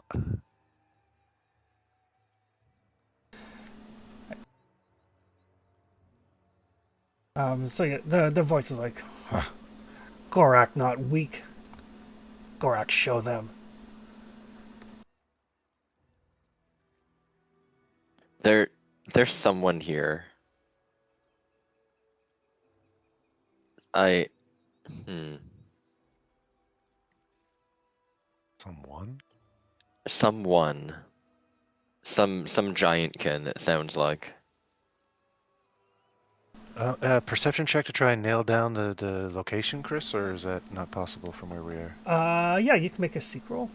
Okay, I will say it sounds like they're alone. right.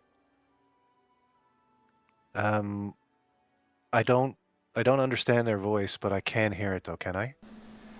Yes. So can I designate hunted prey? Yep, Okay, I'll do that. And we're also in the wilderness right now, right? you are. Perfect. Okay. This is purely a listen. I imagine this is a listening thing and a sensing thing, though not visual, right? Correct. Okay. Lots of bonuses. Oof, nice.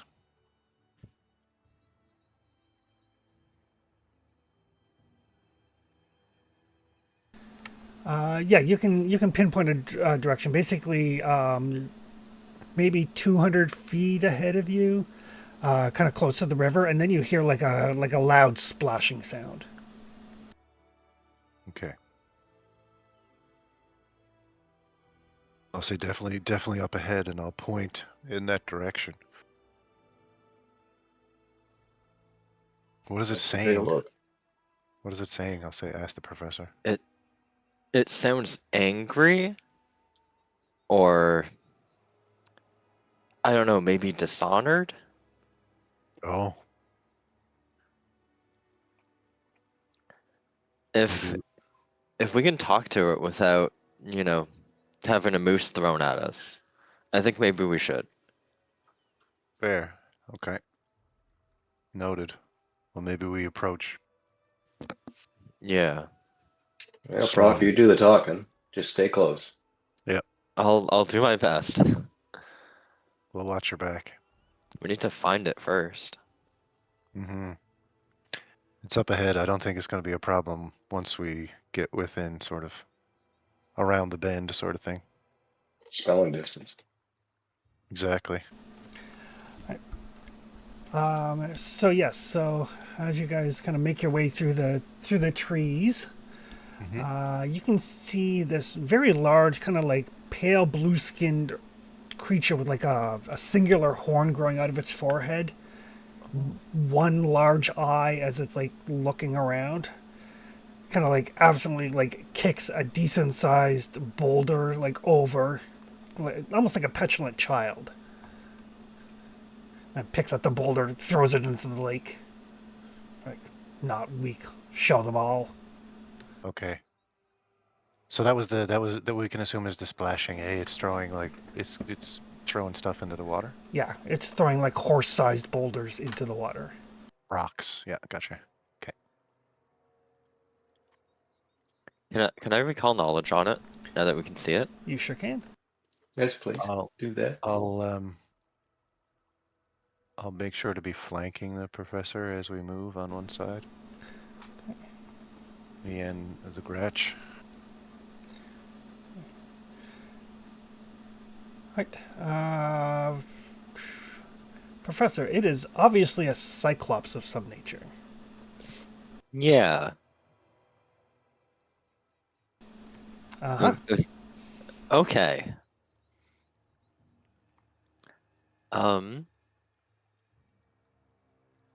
I have an idea. Mm-hmm. Well, we're still like hiding in like the tree line here. I'm going to use Bullhorn to amplify my voice.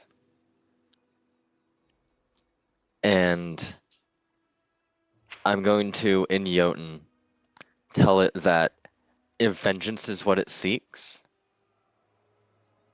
the small folk approaching can lead him to it. Sort of trying to impersonate a god briefly.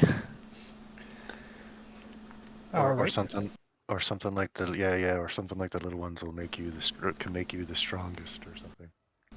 The little ones will make you stronger, strong enough to take back what is yours. Love it. Why don't you give me a lie roll? I would love to. Lying through your GD teeth roll. This gives me +1 to coercion and performance. This isn't either of those. It is not. Okay. Sure. I will. Oh, that's diplomacy. I want deception. Yeah, on your basic action macro, I think lie is actually listed. Oh, is it? Lying a specific skill, you have like numbers in? It falls under deception, but all skills have actions, and then all of those actions are on your basic action macro. Yeah, gotcha. I have rolled some lie dice. All right. I have a +18, so hopefully it goes well. Oh, that's poop. So you can't even see it. The hero pointed if you want to. Yeah. Yeah. Yeah, it's a blind roll, I guess, for this Yeah. reason. So the head kind of whips around, kind of like stands up, like grabs his clubs, like, "Ooh, loud voice! Come fight Gorag! Prove you I'm strong." Oh, damn it. He did not understand the assignment. He sounds madder now. What did you tell him? I don't know. I called him weak. I said he wasn't good enough yet. I don't know. I thought that would have worked. Hmm. Maybe if we beat the thing into submission. I just sort of shrug. All right. Plan B. I can do that. There goes Flower. God. Plan B. Beat him into unconsciousness. Yeah. Probably going to want to roll some initiative. Yeah. We'll wake him up and then completely break his spirit that he was taken out by a bunch of little things.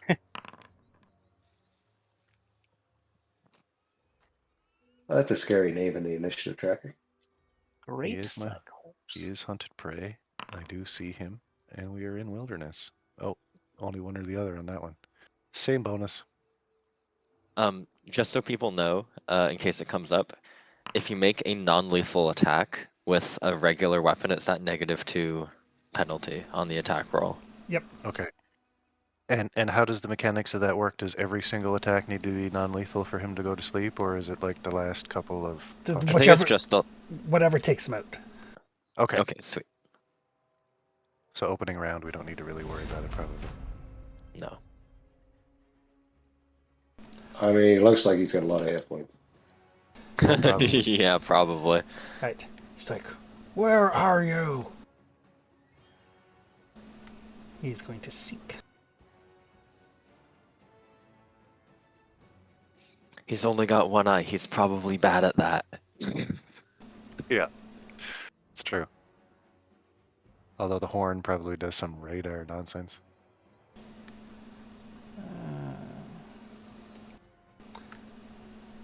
See, what is...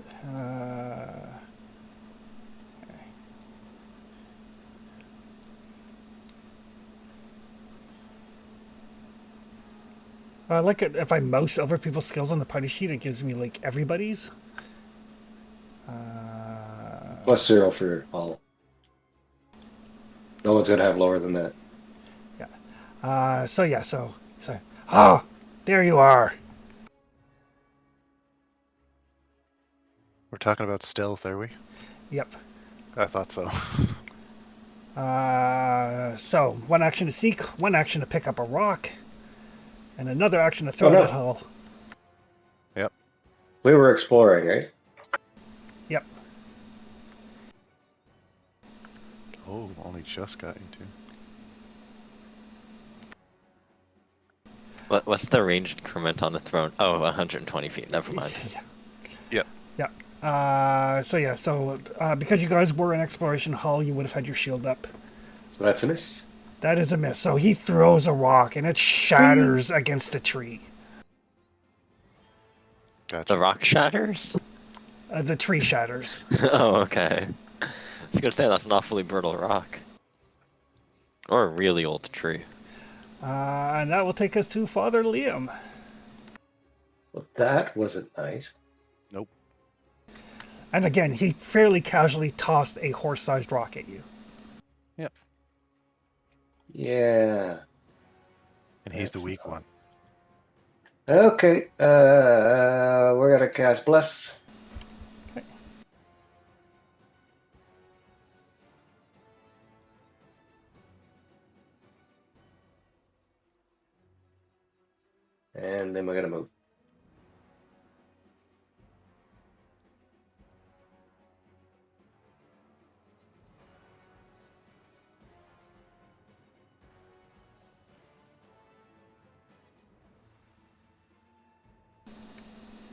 All right. That'll take us to Traxton. I think I asked this before, and it was an action. I'm willing to spend it if it is. But talking to somebody in combat, that is an action, right? Like going through the effort of like pointing out somebody who's hiding is an action. Just talking to somebody is not.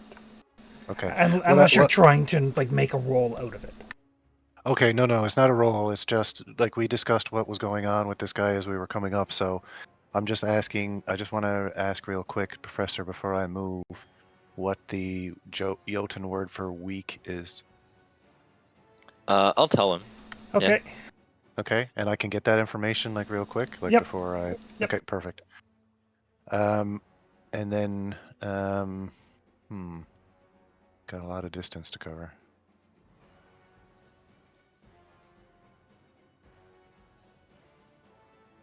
I'll move to there with one.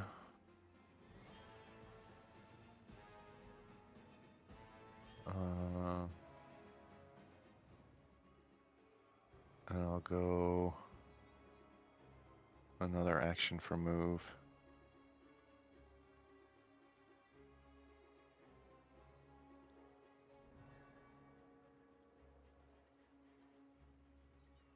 To here.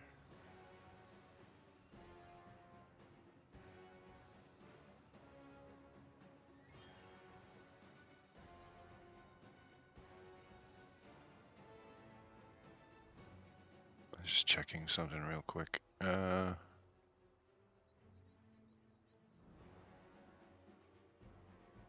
Okay. That's 35. I get a little bit closer. Okay. So that's 2 moves. And then I'll throw some star knives of my own. Okay. Well, star knives. Because he's already hunted prey.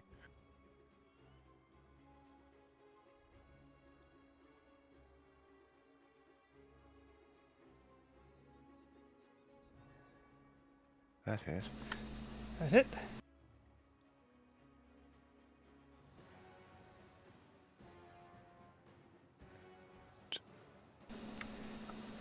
Sorry. Ow! Back up. Yeah. For 1 anyway. Okay. And Gretch gets his move, which is also 40. We'll scoot up there. All right. And that's it. That'll take us to the professor. 33 wasn't 25. it? Go ahead, Prop, sorry. Oh no, you go. I was going to say 33 wasn't a crit, so this guy's got some AC. Yeah, that's a little horrifying for me. I'm going to spend an action to exploit vulnerabilities. All right.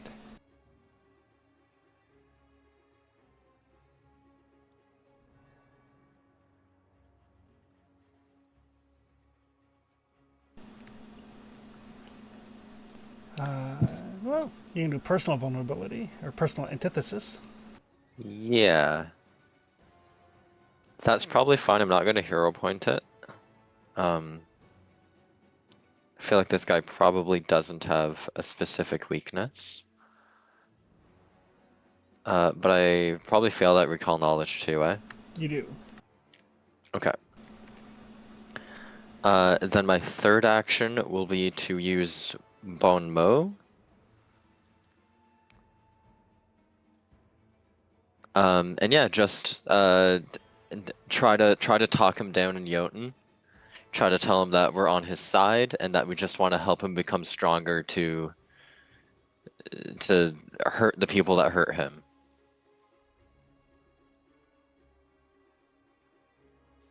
And I'll make my diplomacy check.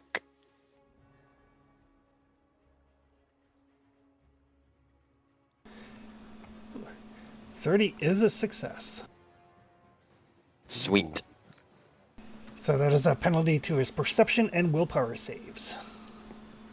Awesome. That will be me. Right. That will take us to Flower. All right. Flower is going to rage. First things first, I have to refresh because I'm not seeing like my action bar. Oh.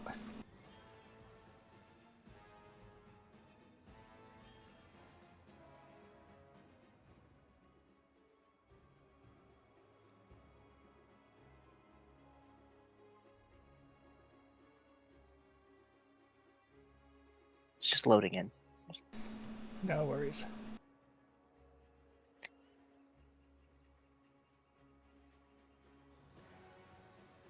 This guy's pretty big. He is, in fact, huge. Mm-hmm.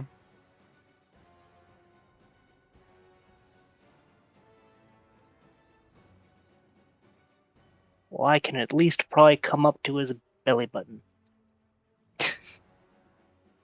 All right. We're here. So, rage. Accept. Then, we're going to giant stature.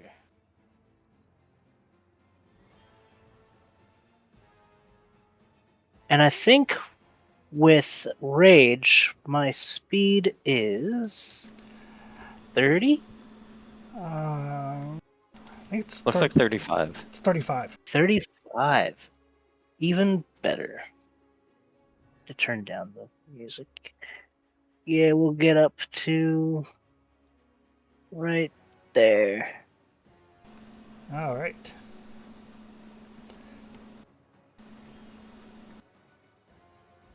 And that's me. His turn. He's like, big small person. I'm the biggest dwarf you've ever seen. Oh yeah. Martin up, That's true. I might be the last one as well.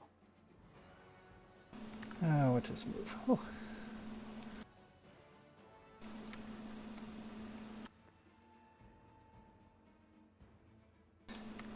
So he is going to like lower his head and charge at Flower. Oh, Is he Uh-oh. striding? He is actually striding twice and making a horn attack. When he strides, he's within 60 feet of me, so I'm going to use Lose the Path. Okay. Do I need a will save? which he's bad at now because you bon modded him, right? Exactly. Flower's just thinking, this is great. He's coming to me. I don't have to go to him. Hold that thought. Ooh, a failure. Oh, sweet! So it treats What? all squares as if it was difficult terrain. Good job. Oh, I'm so glad that worked. Nicely done. Failed by 2 because of the bon mot. Right? Even better. Yeah. You might be able to reach Sweet. anyway, though. He might, but I'm really hoping he can't. So that's his first. Damn. Uh, Damn, He's out of my range too. Shit. Yeah. worth a try. He has just enough. Just enough, actually. Yeah. With his reach, he probably, yeah.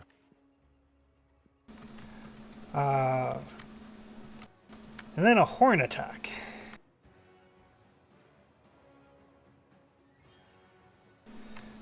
Ooh, that is a miss. I don't think so. Excellent. Miss. I like to think Flower catches the horn like in front of him. Just nope. The spell slowed him down enough so you can, right? Like Yeah. you see him coming, slow down. Nope, not today. I can't believe that Yeah. missed. So that was 2 actions. He still has an action. He left his great club back where he was busy throwing rocks because he's not smart. So instead, he's just going to punch Flower in the face. Mainly calcium in his skull, not much gray Oh. matter. Oh no. Yeah, that hits. 36. Oh my god, on a punch? Nah, it's fine. We might want 36. to give. 36 on a punch. I might want to give That him means his a crit. back. Oh yeah, it is. Oh, it was a crit. You're right. Yeah. You're right.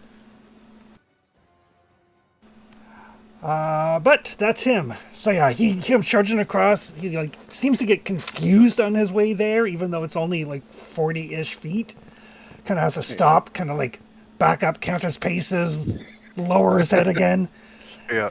And as he comes in, Flower just like catches the horn, but then takes like a fist full onto the face. Professor, translate for me. His mother hits harder. I'll translate for him. Okay. That will take us to Father Liam. All right, I'm gonna move. I'm gonna stride.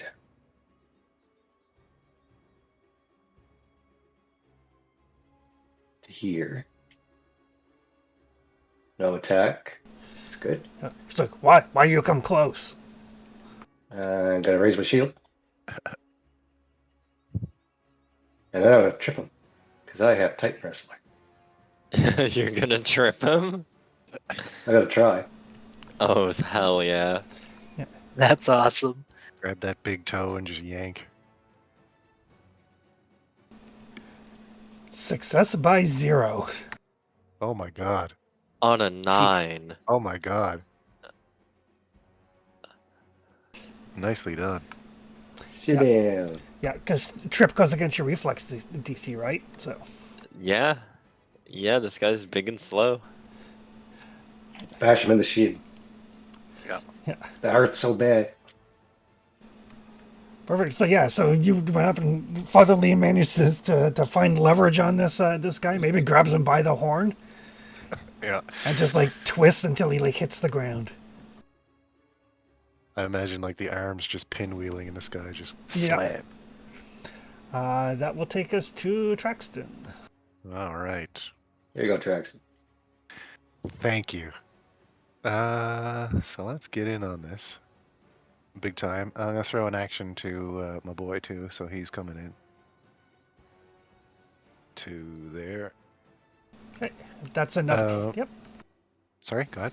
Yeah, that's enough for him to be flanking and for him to be able to attack or support or whatever. Ruby. Yeah, he'll. I move. He's got an action. Yeah, I'll do 10 takedown. Yeah, he'll throw me some support on Okay. this go. And we'll attack. Everybody jumps on. He's like, "Stop! Stop! I'm already down." Yeah. Time out, time out. It's like it's not how this works. All right, first strike. Ah, damn. Let's hero point that. Just because I want to. Probably not going to work anyway. Oof! Ooh. Critical. Never mind. So I roll that, and 2d8's coming in 1 second from my boy.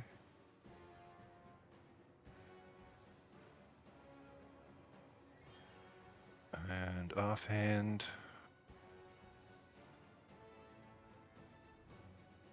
That misses.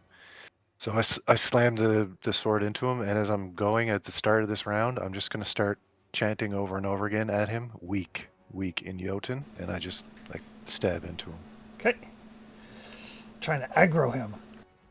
Yeah, piss him off, get him all riled up. That'll take us to the professor.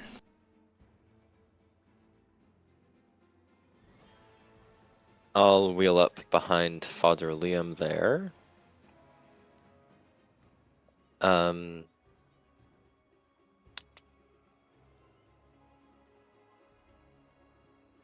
I'm going to demoralize this guy. Or...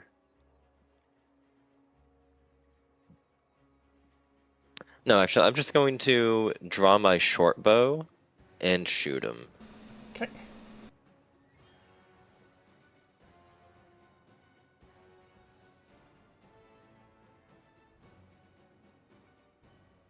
I'll hero point it. Okay.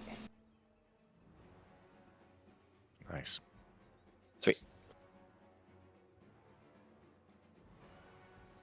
Oh, little damage.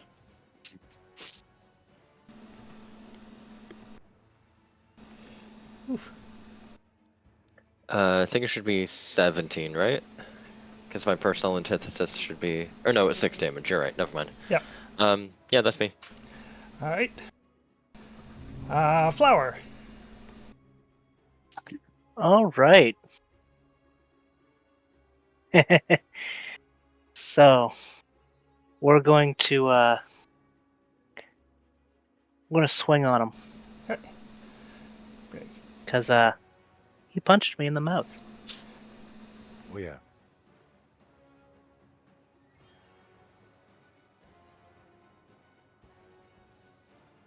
Probably not with a 7 on the dice. Nope. I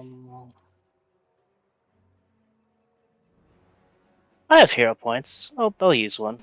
All right. I'll tempt fate. Right. Yep. It really said, "Did I stutter?" Yep. Yeah. Pretty much.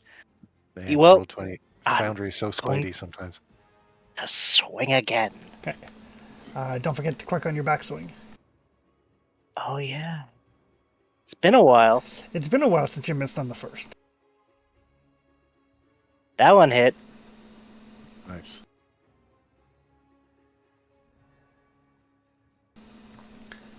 I do appreciate that one hit specifically because of the backswing, the fact that he's prone, and the bless. Yeah. Yes.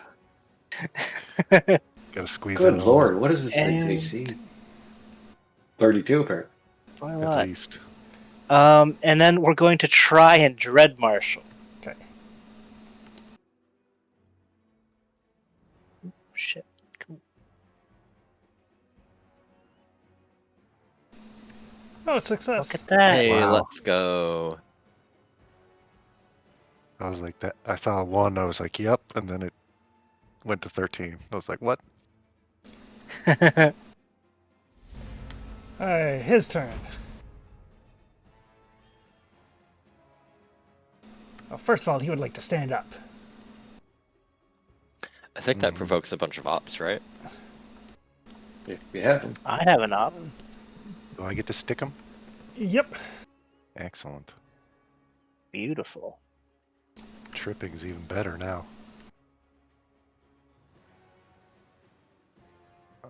Targeting. Sorry, 1 sec. Here we go. Yeah, same here. Critical miss. We're gonna slam them.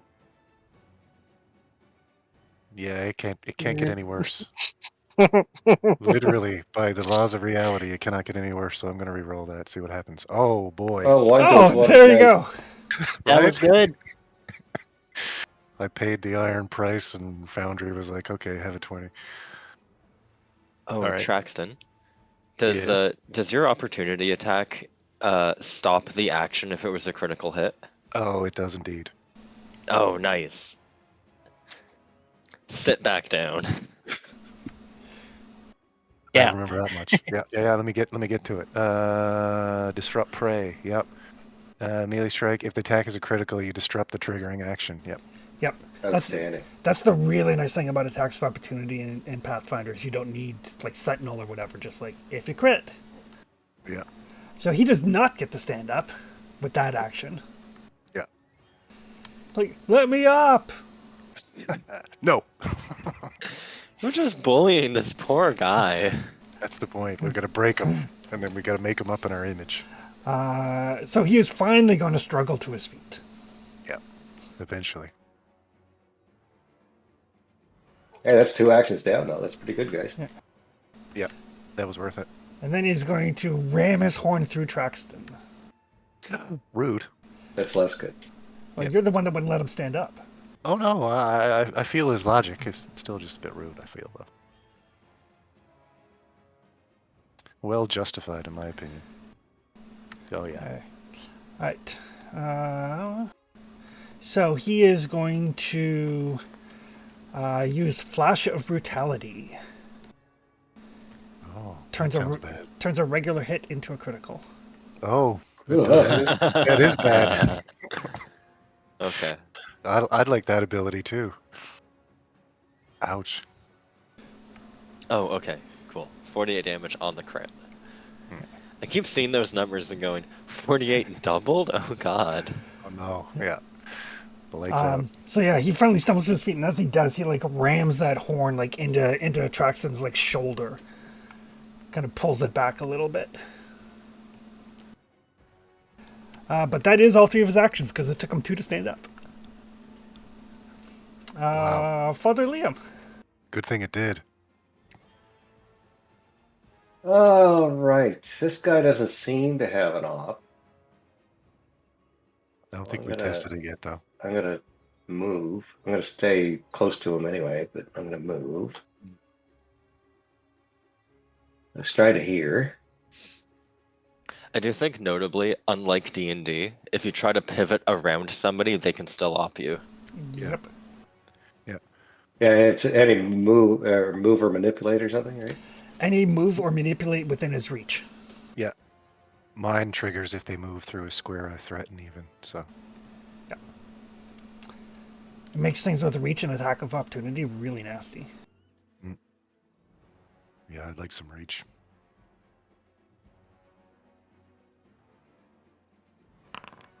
So healing for Drexton and laying hands. Yay. All right. And trip this guy. No. Yeah. Yeah. Oh. Dang it. I have a hero point. You do.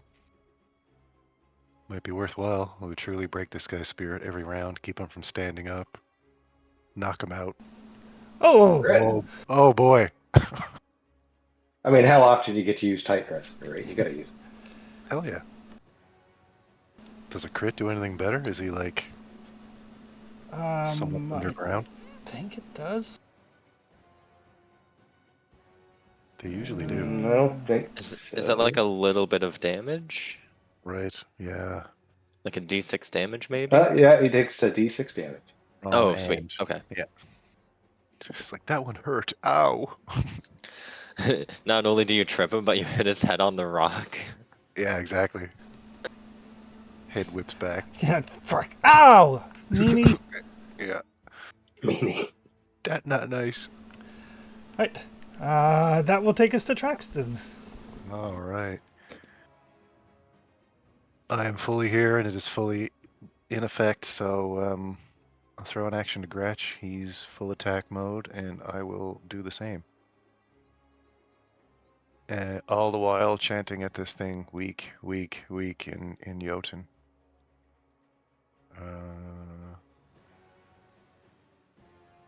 Smoking sword. Foundry's going to make me miss all my attacks now just because I'm calling this thing weak. Watch. Well, I mean, and it let you roll the 1 into a 20. Foundry's done with you for the day. Exactly. It's like, yeah, you've had your good luck, peasant. Yep, see? Okay, and I get one more attack myself, and then I'll do Gretch. My last attack. Do. Yep. And here comes Gretch. He might have luck, though. Foundry likes him.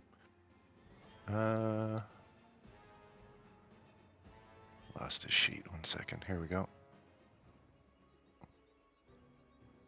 Jaws. Oh, I'm not targeting. Sorry. And 18 will miss, though. Miss, yep. And claws.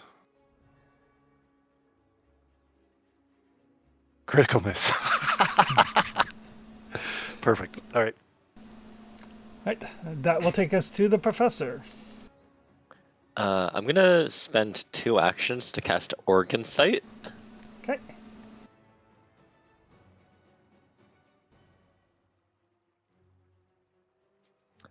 So I think I just need to do a Recall Knowledge on this guy.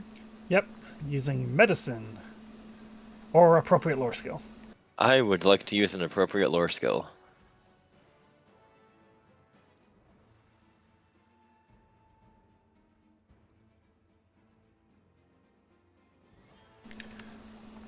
That is enough.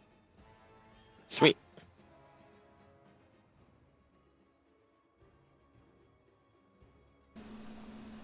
Oh, there we go. And then my last action is going to be to shoot him right in the appendix. No. Shoot him in the kidney, and then when he gets better, he'll like get a tattoo there to remind him. Oh, okay, yeah, sure. I'll shoot him in the kidney then. Look right. at you projecting a certain D&D character. That's right. Love Kara. Kara is just a whole mood in D&D. A 3 into a 3. That's my turn. All right. That takes us to Flower. Okie dokie. Hey, Traxton, Yo. get angry. Oh, you know my secret, buddy. Uh-huh. I'm always angry. Know how you keep missing over there? Get Yeah, angry. Use your rage. way ahead of you. Get in touch All with right. the anger. Got it. Then I'm gonna hit him.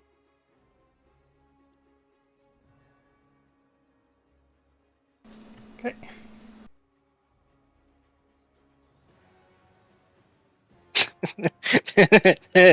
We're gonna try to use that last hero point. We gotta stop trying to do cool stuff before we hit things. We just gotta try and hit them. It was better than a 3. That's true. Marginally, yeah. Okay, so I think share rage is what, 1 action? Yes, I believe so. Well, then we're gonna swing a second time.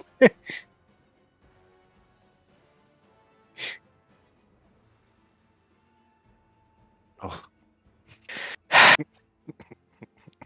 Can I have that rage back? if only that's how it works. Okay. His turn. Mm-hmm.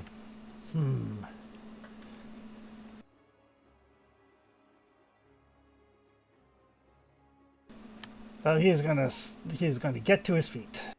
Yep. Or try. He's gonna try. We get our reactions again. Make a go of it. Yep.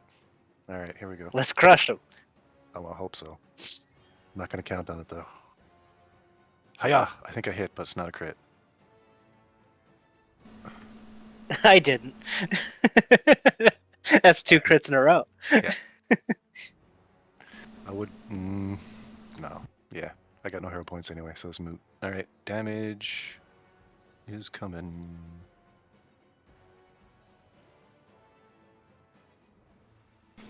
Oof.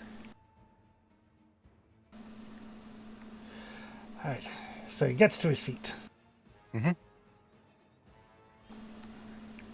Then he is going to.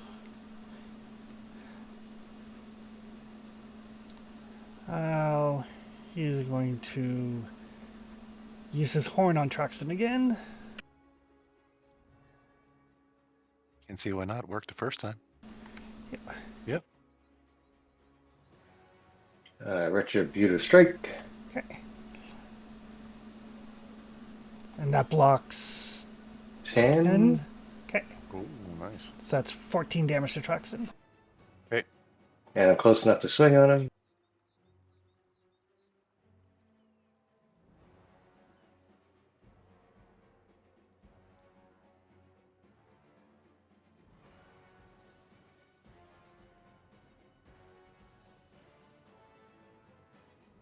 "29 misses. Wow. Yeah. Need that one more.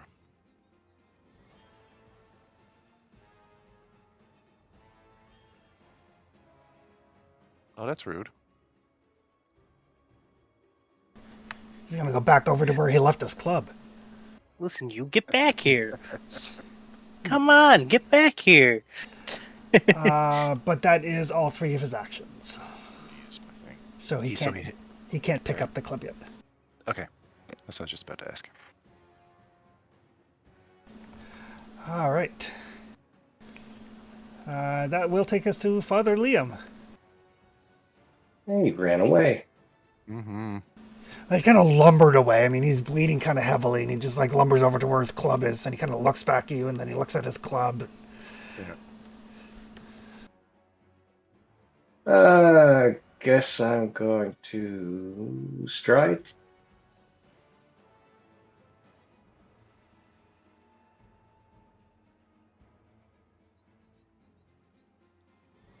I don't need to go very far.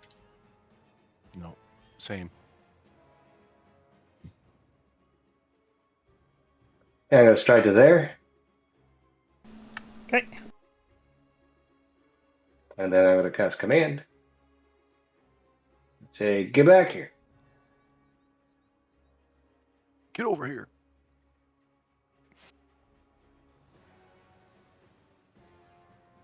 It's a will save DC 24. Oh, So he succeeds. Yep. yeah, that's me. Would have been funny though if he ran back and Actually, then had wait. to come back. For some reason, you did the save. Oh, that's true. Well, he's probably got a better save than I do. Brain saves for big things are usually pretty low, generally.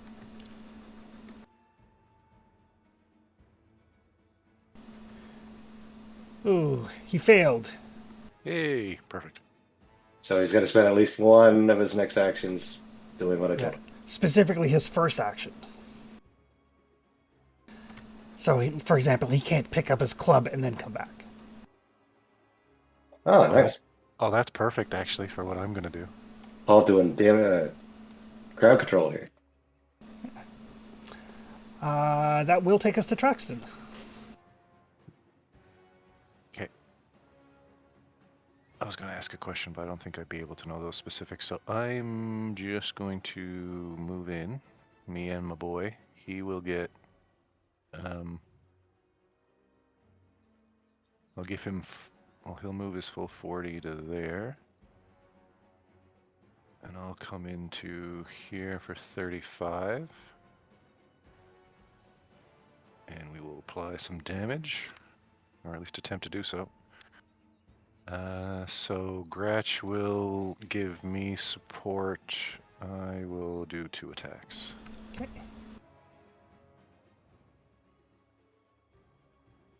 Yeah. Activate, move. Yep. Okay. Here we go. Ooh, hit. Nice. Damage. And D8. And the offhand. Ugh. Alright.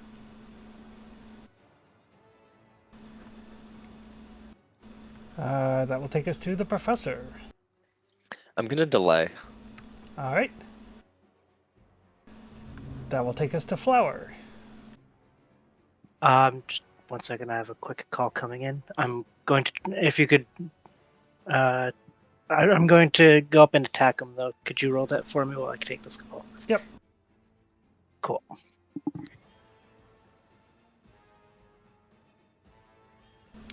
And stride twice. Perfect. He's probably able to sudden charge and hit twice, right? Oh, yeah? Yes. He's got a move and attack move. Yeah. Yeah, it seemed pretty sweet. I'll get one of those eventually. I'm looking forward to it. Take 3 actions for the price of 2. Missed and critical miss, though. Ah, yeah. Yeah, that's fine. fair. Yep. Okay. That's about right. That will take us back to him unless the professor wants to jump in. No, I'm gonna jump in immediately after him. Okay. All right. So he needs to spend his first action. I get to poke him, right? Both you and Flower get to take a poke at him. Okay, perfect. That's what I meant by perfect for what I want to do last time. He will move away from me.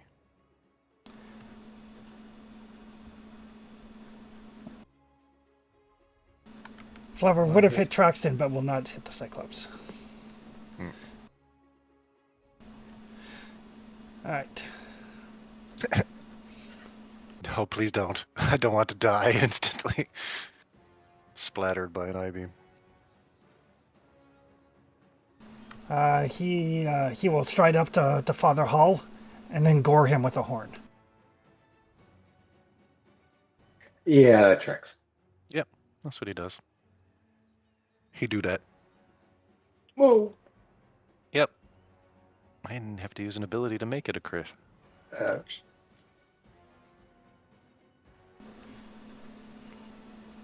Then he's like, ha ha, little human. And then I'll punch Hull in the face.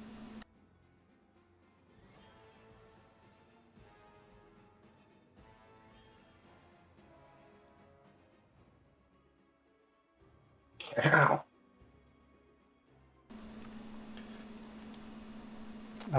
But that is him.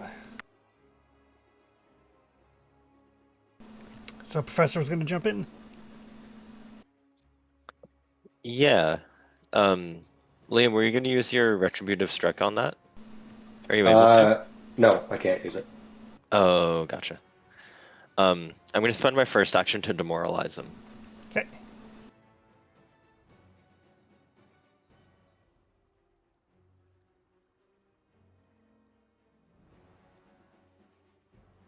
Oh.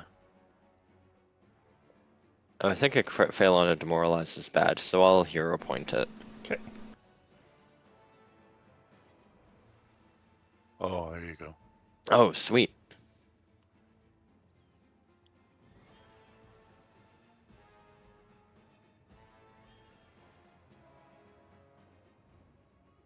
Um, and then I'll spend.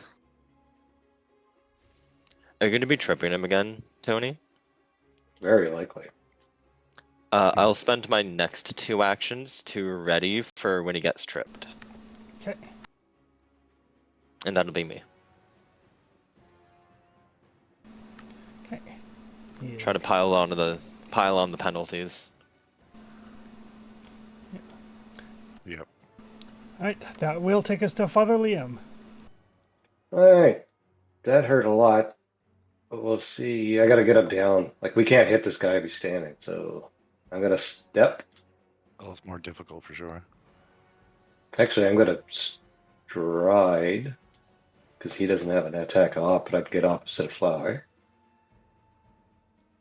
Like, is that kind of flank, I think, Chris?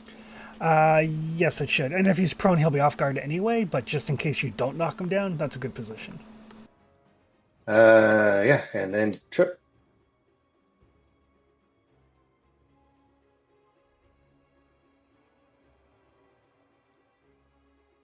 Ooh. Nice.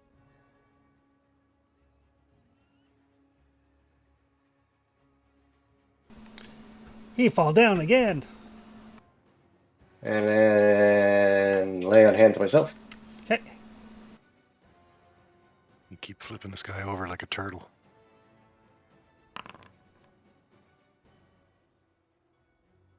Oh, I Nasty. missed my attack. Alright.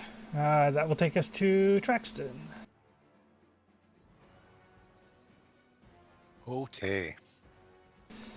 I gotta move, so I can't do anything from here. So I shall move to here. Scratch, activate and move to there for some support, and I will attack. Twice. Hopefully successfully. First hit. Oh, nope. Off to a good start, and the offhand. Indeed. All right. That will take us to Flower. All right. It's time to crush him. Please do.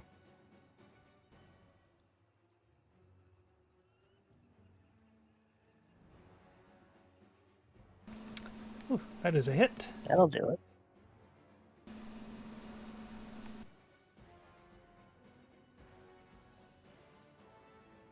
Bang. Now, we'll do it again.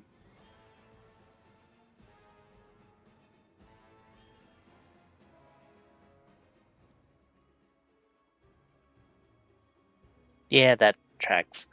Could I do something to try and like keep him down?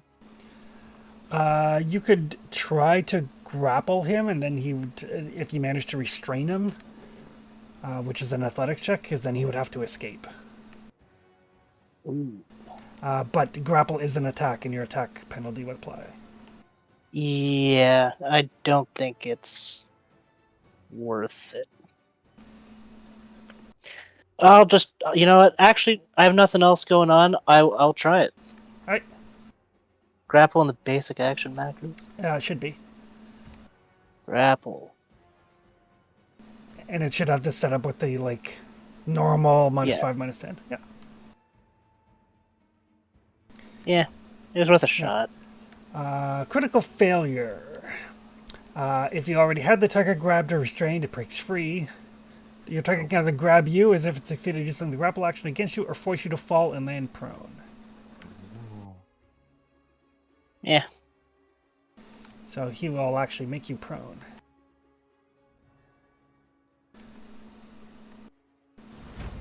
And that will take us to him. Alright, he's going to try to get to his feet. Roger From that. prone, can I still try to do my op? Yes, Cool. I believe so. It already has the negative. Yeah, it already gave me the negative. So we're good. Critical miss. Oh, I got excited for a second. I saw crit. He gets to his feet. Mm-hmm.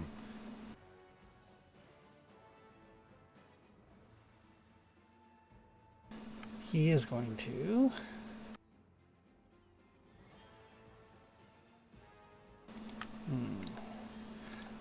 I guess he's going to... Father Liam keeps tripping him. That's true. He's going to ram his horn into Father Liam. He made me prone for nothing. Oh, he's got more actions. Oh shit, that's right. Yeah. Keep forgetting we're playing Pathfinder. But hold on a second. It might be coming. And then he's going to punch Hull in the face. Go play now. Here's hoping. Nope. Oh, Close. almost. Shield would have Yeah. blocked it if it was up. Almost, yep. Ouch. But that is all 3 of his actions. Right. Up, punch, punch. Yep. That'll take us to the professor. I'll delay till after Tony. Okay. Oh, and his frightened condition goes away at the end of his turn. Father Liam. Trip. That's what got him so angry in the first place. Yeah. I love it. You just got to get a 7 or better, right? Sweep the leg. Yep. And then I'm gonna cast heal on myself. Okay. Keep just hammering him in that one leg over and over. So I am beat up. Yeah, you were. All right. That will take us to the professor. Yeah, I'm gonna stride up to this here bloodstain. Okay. It's here, bloodstain. Yeah, I don't know if that's like just for like on Totally. client side, but yeah, there's like a big pool of blood right here where I'm standing. Somebody got crit, yeah. That's where crits happen, yeah. Oh, gotcha, that makes sense. Blood Yeah. splatters are actually where people lose hit points. Oh, just generally. Gotcha. The more hit points they lose in a space, the bigger the blood splatter. Bigger the splat. Gotcha. Oh, cool. Cool. Yeah, I'm gonna stride up to there and shoot him. Okay. Oh my god, okay. Yeah.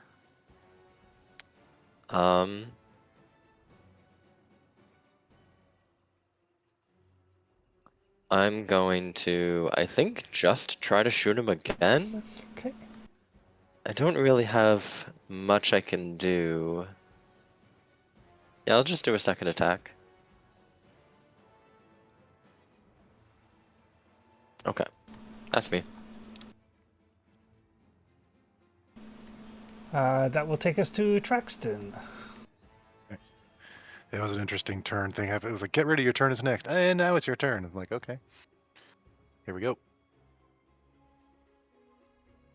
All out maul mode initiate. So Gratch is active for his own 2 attacks, and I will attempt to do some bodily harm.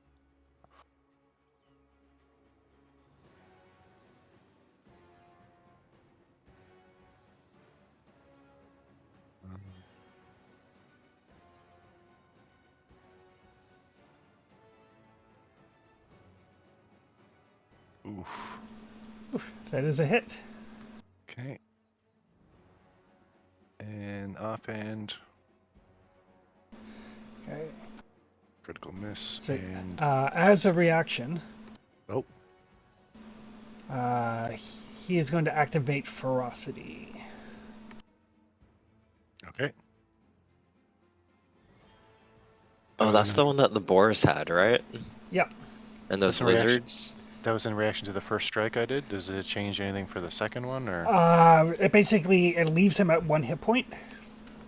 okay? But his wounded value increases. But it doesn't otherwise affect anything. And it doesn't drop. Is that the idea? Correct. He stays at 1 hit Okay. point. Gotcha. Okay. Okay. That was so I attacked.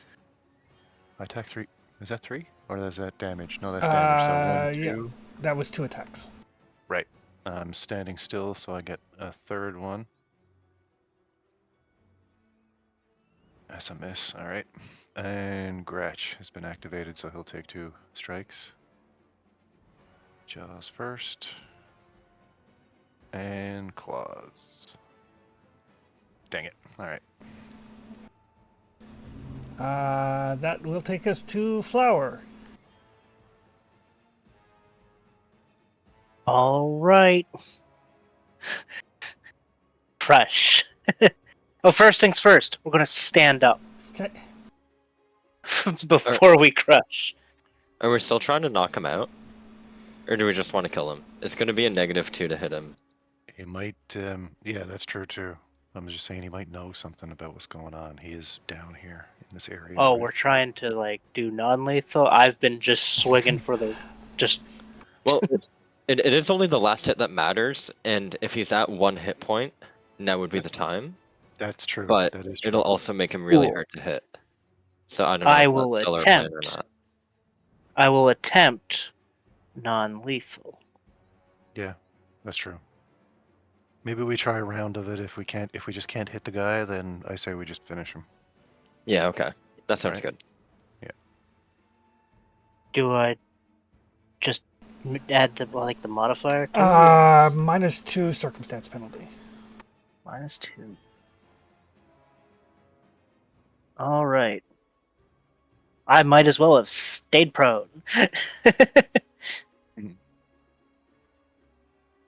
Oh, Do I have a hero point right now? Just, I do. Just got some. just ticked over. Yeah. Oh, what's it?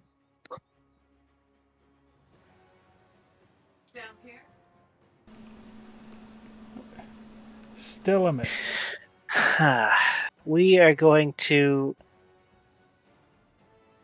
swing again, and we're gonna try it again. -2.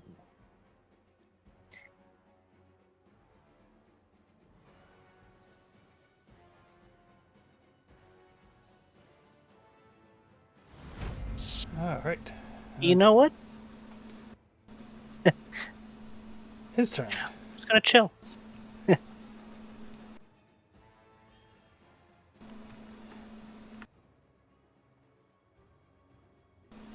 He is going to try to get to his feet.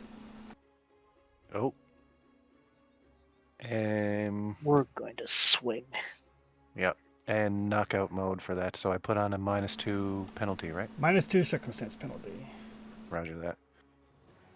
You first. That's not even as bad as my second. Actually, it's just as bad as my offhand attack, so that's not bad. All right. Okay.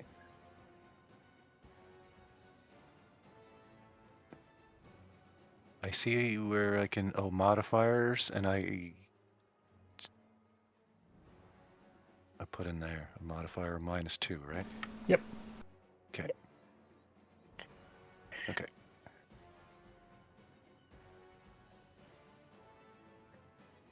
I think I did it. Right. Yeah, missed anyway. Okay. Flower's turn. Oh, nice. Bunk. Go to sleep. He will use his reaction to activate ferocity for the second time. What? Oh, it's his reaction. He gets to do it every turn. We got to bonk him twice.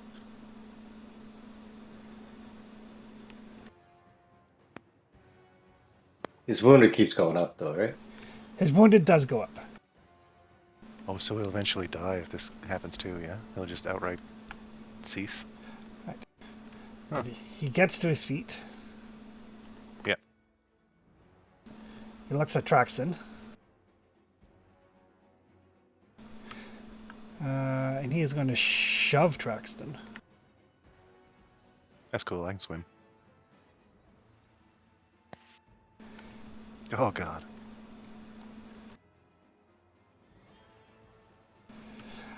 Blub blub. Is he coming with? Nope. Okay. Can if he wants to.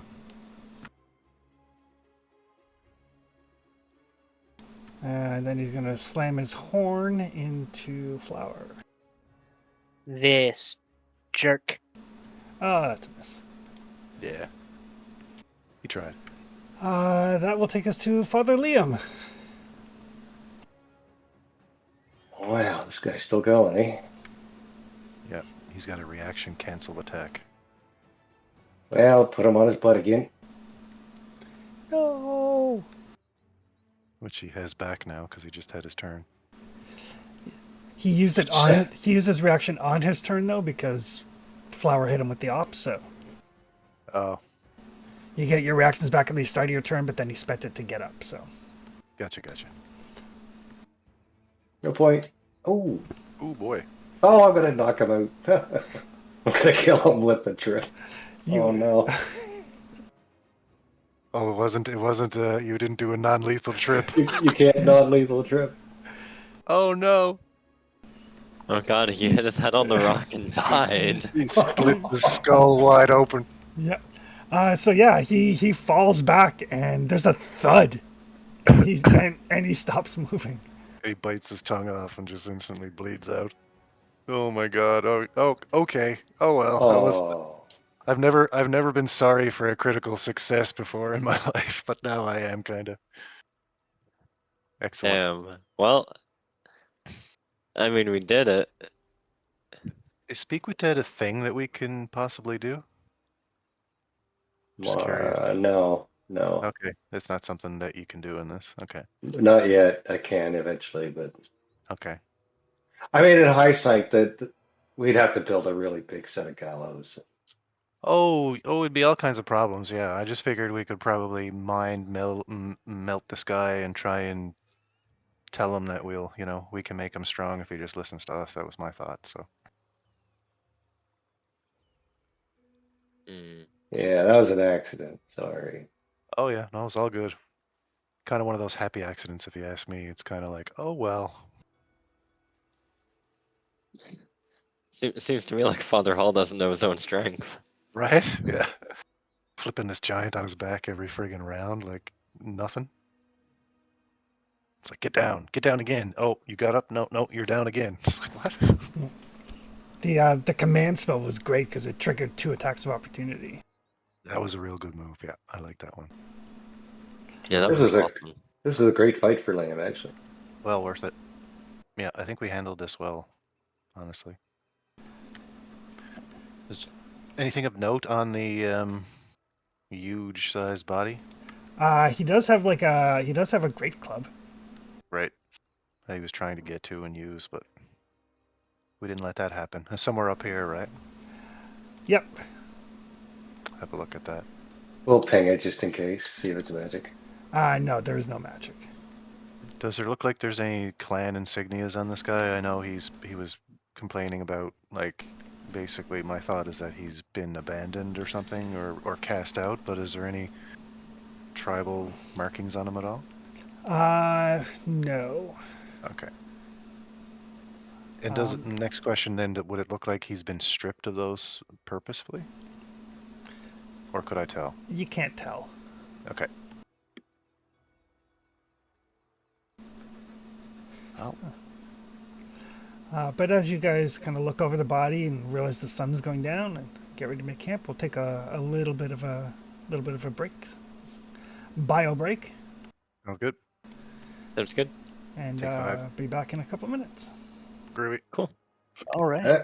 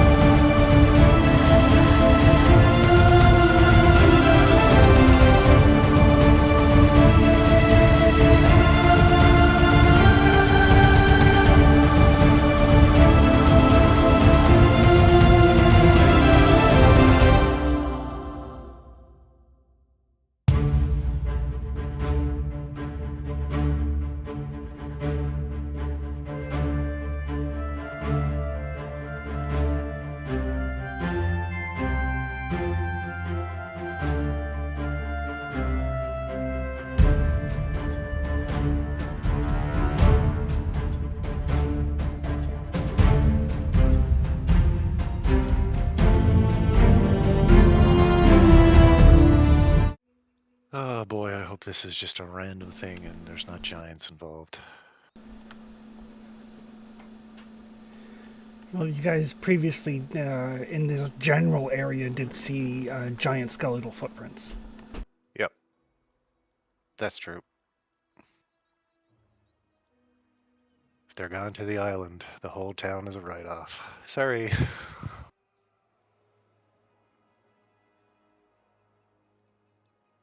Might want to warn the Spriggans about it too. They might come back for more people.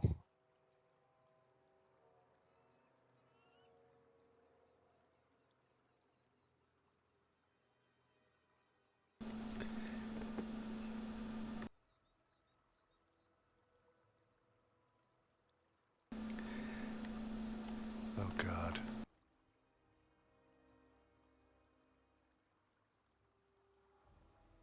That picture would be like Flower if he picked up some Warlock levels. Those look like imps. Be hilarious.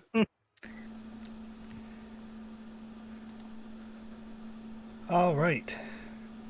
As the sun starts to set, you guys can set up your camping stuff.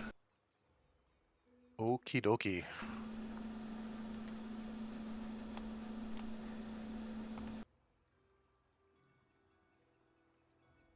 Survival roll to find a site, right?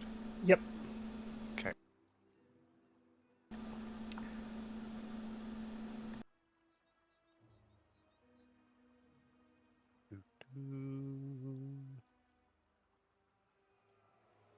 Ah.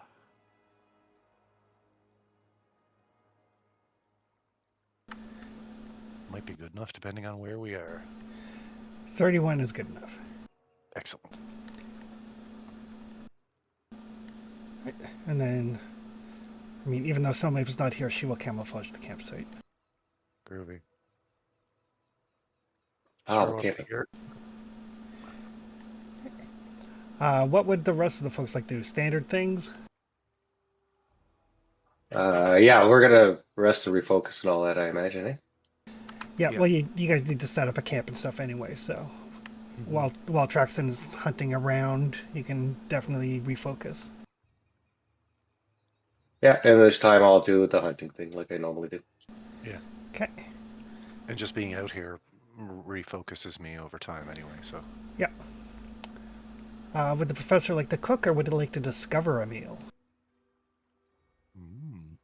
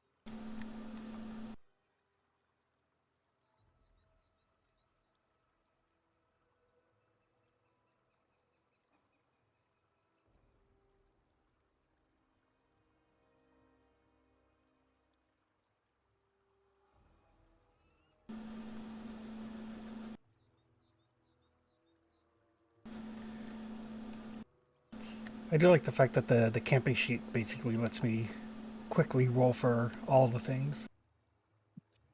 Yeah, it's cool. There's even a rest button that automatically rolls for the random encounters and which shift it happens during.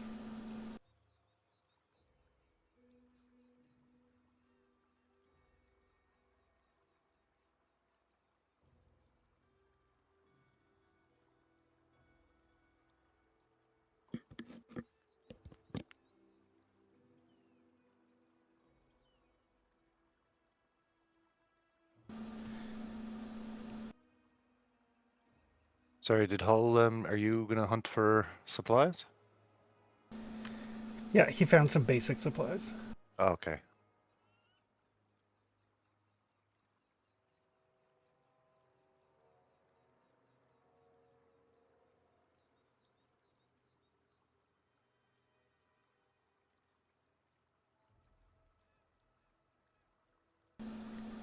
All right. Nothing happens during the evening. Right. Everybody can hit the rest button. People can choose whatever spells they like, all that fun stuff. Excellent. In process.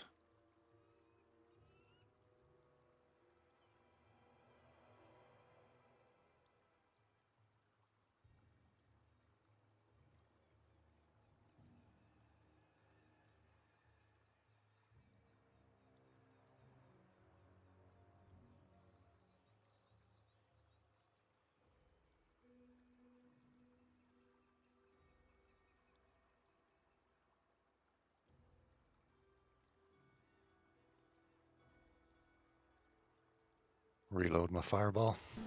Okay.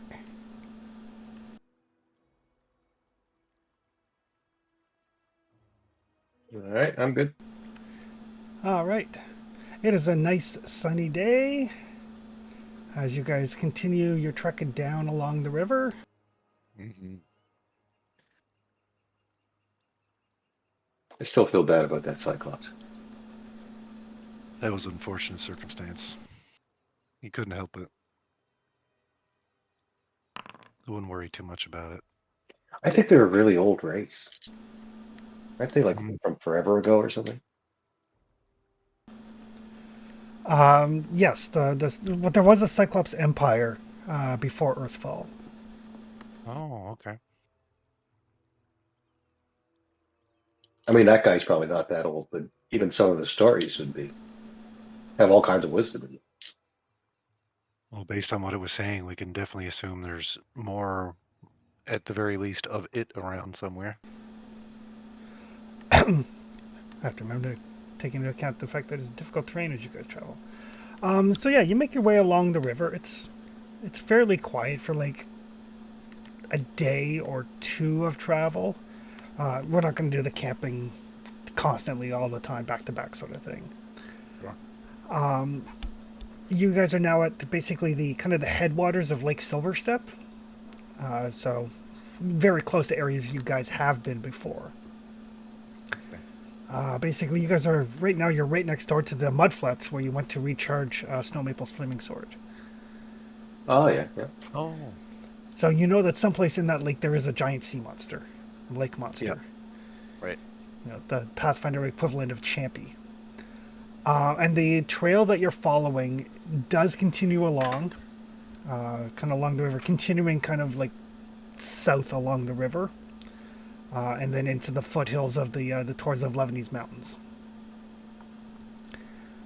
Probably around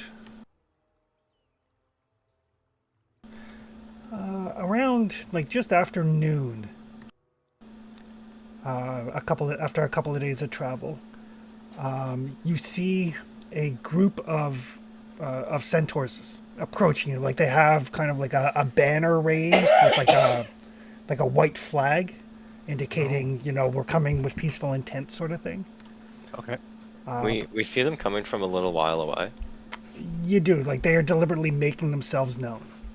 Visible. I'm gonna really quick use the action on my diplomat's badge Okay. to attempt to get a larger diplomacy bonus against the Gnomon centaurs. Okay.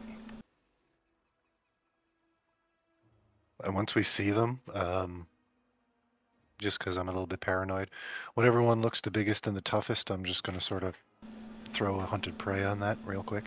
Okay.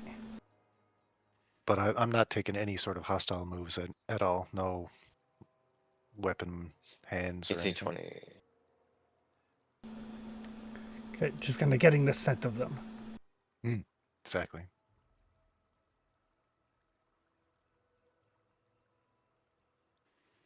Cool.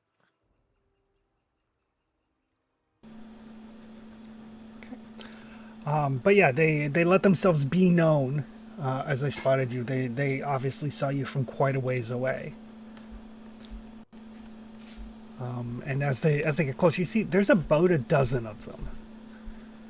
Okay.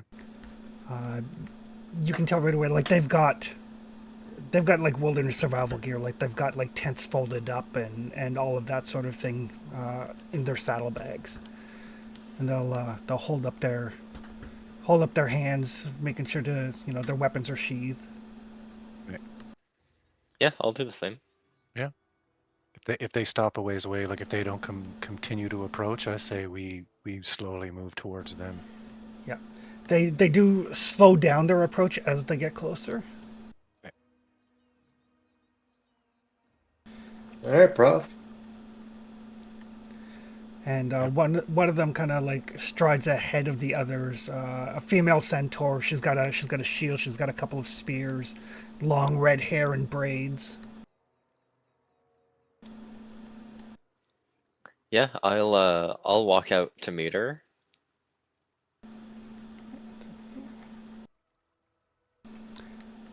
I'll actually post a picture of her in the family. Oh, Oh my God, that's Celtic AF. Yep. Very cool. And she'll kind of draw herself up. It's like it's not often we see humans this far. well, we haven't really made ourselves come this far yet.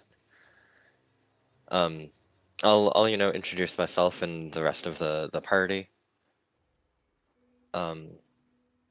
We are the new settlers to the west.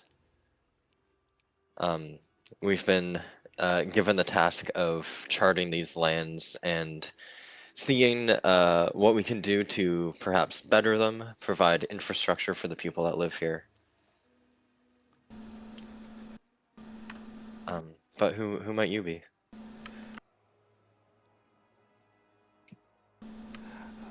My name is Akora Silverfire. Sorry, that was Okala? Akora. Aecora. Akora. And you can see, like, as she comes forward, she does have like a holy symbol, like kind of like around her neck.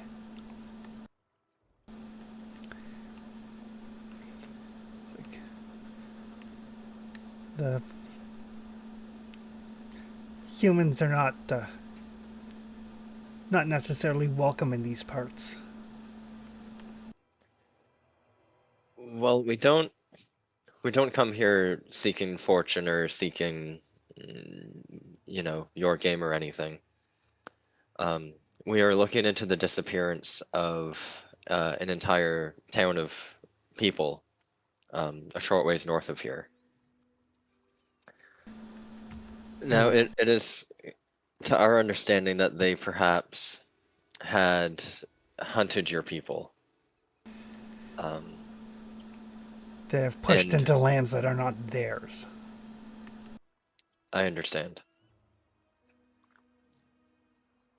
Do you happen to know what may have come of them?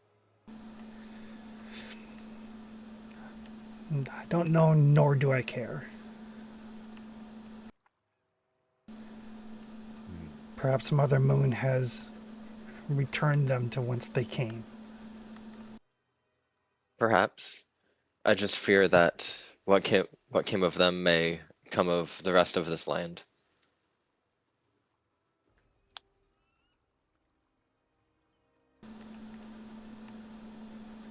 We simply act for the safety of, well, our people, your people, the squirrel in that tree, and I'll sort of chuckle to her.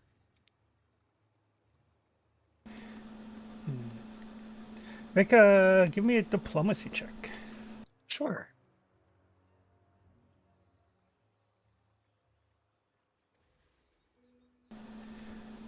I didn't turn on my diplomacy badge, but that should be a 29. Okay. So you're not from there. You're not with those who sought to expand into our territory. We are not. Though we do come from similar masters. I don't necessarily know what they've done with the land they've taken, um, and certainly likely don't agree with it. But I will not lie to you. We are from similar masters.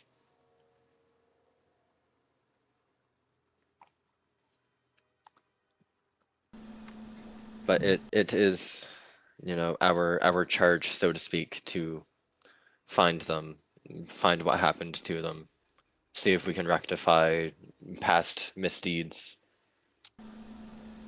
Their misdeeds are great. They raided our lands. They antagonized our people. They stole our relics. Oh, on that topic, and I'll draw the longbow. Now, I've done much studying where I'm from, and based on our books and scrolls, it seems like this belongs to you, and I'd like to see it returned to its rightful owner. And I'll hand her the bow. Perhaps as an incentive to start repairing the relationship that perhaps the people to the north had sullied. So yeah, as you like pull out the bow, you can see like the other centaurs, the dozen or so of them. They move their hands closer to their weapons. They don't draw them, but as you start to reach for something, so do they. When you pull out the bow, though, it's like that is. Where did you find this?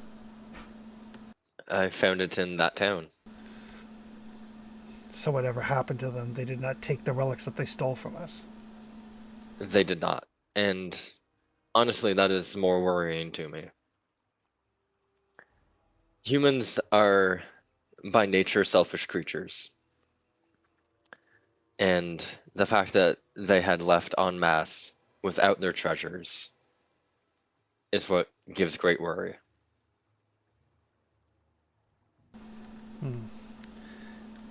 She'll take the bow. She says, "Thank you, thank you for the return of this."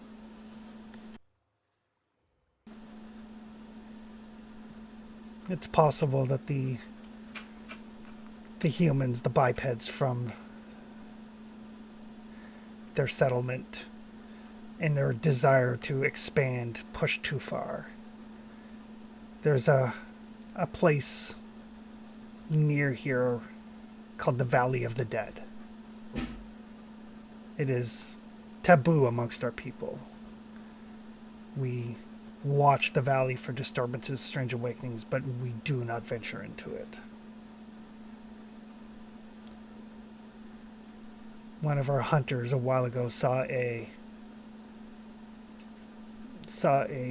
frightful shape lumbering amongst the stones there. Perhaps the humans awoken something, and it has sought them out to claim them. I apologize if this is perhaps crass, but do you know where we could find this Valley of Death? Of course, it is our people's duty to oversee it. And everybody can give me a perception check. Sure. Mm-hmm. It is sight based. Okay. Was this individual the? Oh, sorry. Would Hunt of Prey? That wouldn't come into this, would it? No. Okay. Make that question short. Oh, never mind. Father Hull, when she talks about how her people don't go there, there's like a pause when she says that, just after she says it. And you notice the other centaurs that are with her, they kind of look to one another. None of you have gone there? It is forbidden. The Moon Mother herself forbids it. But that does not mean that there are not those who have gone. And what came of them? And she has not returned. And again, just kind of based off of these, Father Hall, you can see like there's a little, or you hear like a little catch in her throat when she says that.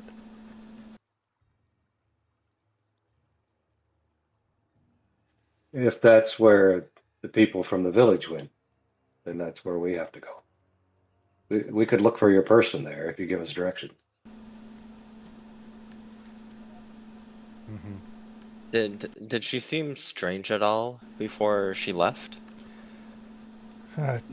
Zamanthe has always been strange. And there's a little smile when she says that.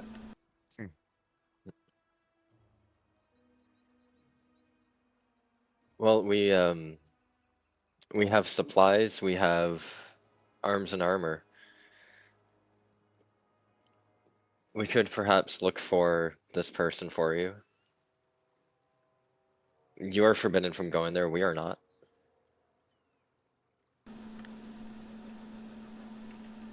That is true.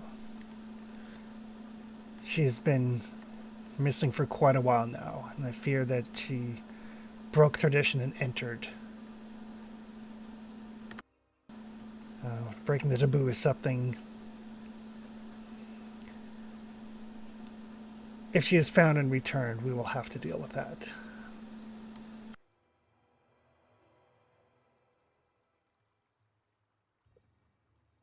If we're to do this, we will need your help. Is that something you and your people are comfortable to provide? We can lead you to the valley, and we cannot enter. I wouldn't ask that of you. But please, I don't know if maybe you have a camp somewhere that we can rest and discuss. We have a camp not far. I'll just sort of gesture, the path she came from. May we?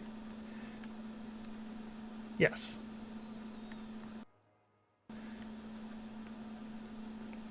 And the centaurs will turn, and they head like kind of deeper into the mountains. Basically, I'll kind of to the east. I'll look back to the party, 2 thumbs up. Yep. Not bad, bro. Yeah, we'll follow the centaurs. I'll follow the centaurs at least. Heck yeah. Oh yeah. No, you're not getting out of my sight. And I'm gonna take the bow off my character sheet. Okay. Mm-hmm. Right. I wasn't sure which character had it. I thought I had added it to Traxton's, but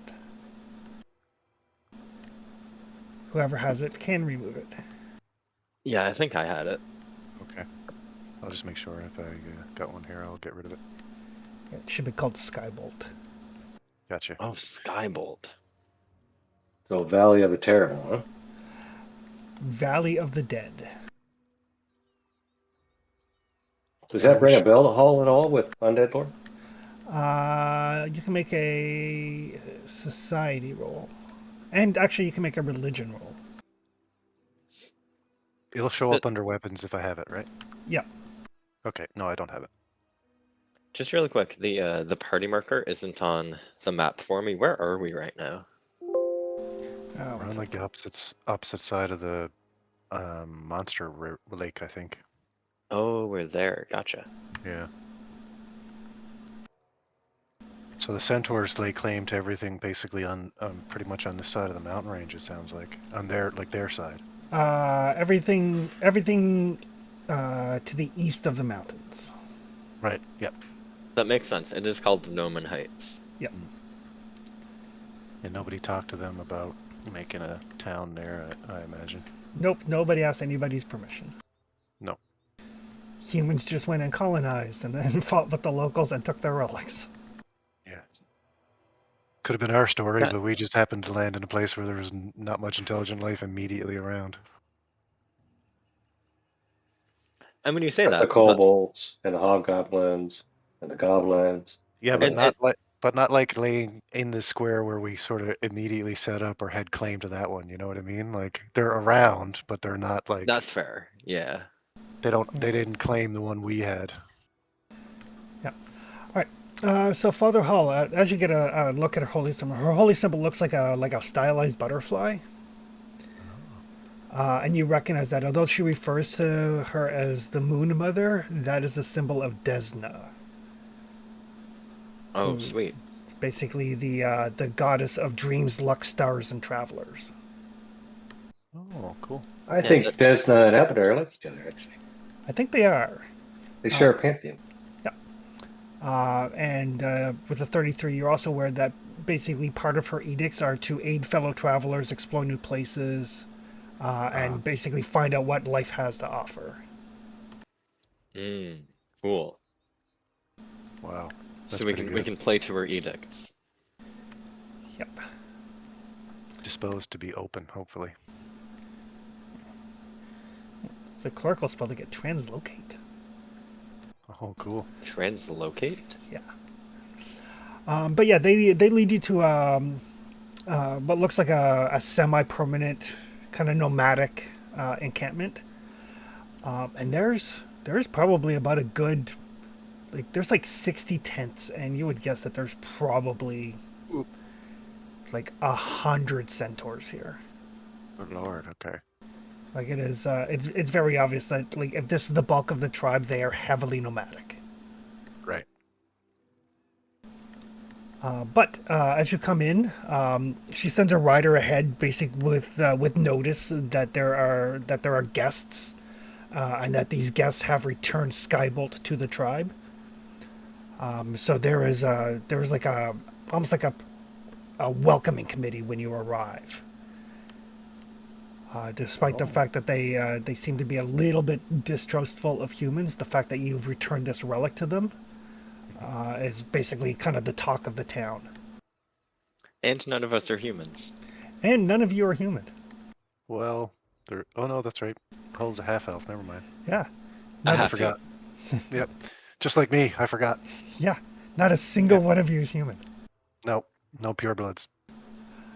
But yeah, they welcome you into the camp, and basically they let you camp there, and they explain in the morning their scouts will show you the way to the Valley of the Dead. Cool. As if we're resting for the night with them, just to try to curry favor, I'll go around, and if there's any centaurs that are like sick or developed some disease in their travels, I'll like administer antidotes and anti-plagues and stuff like that.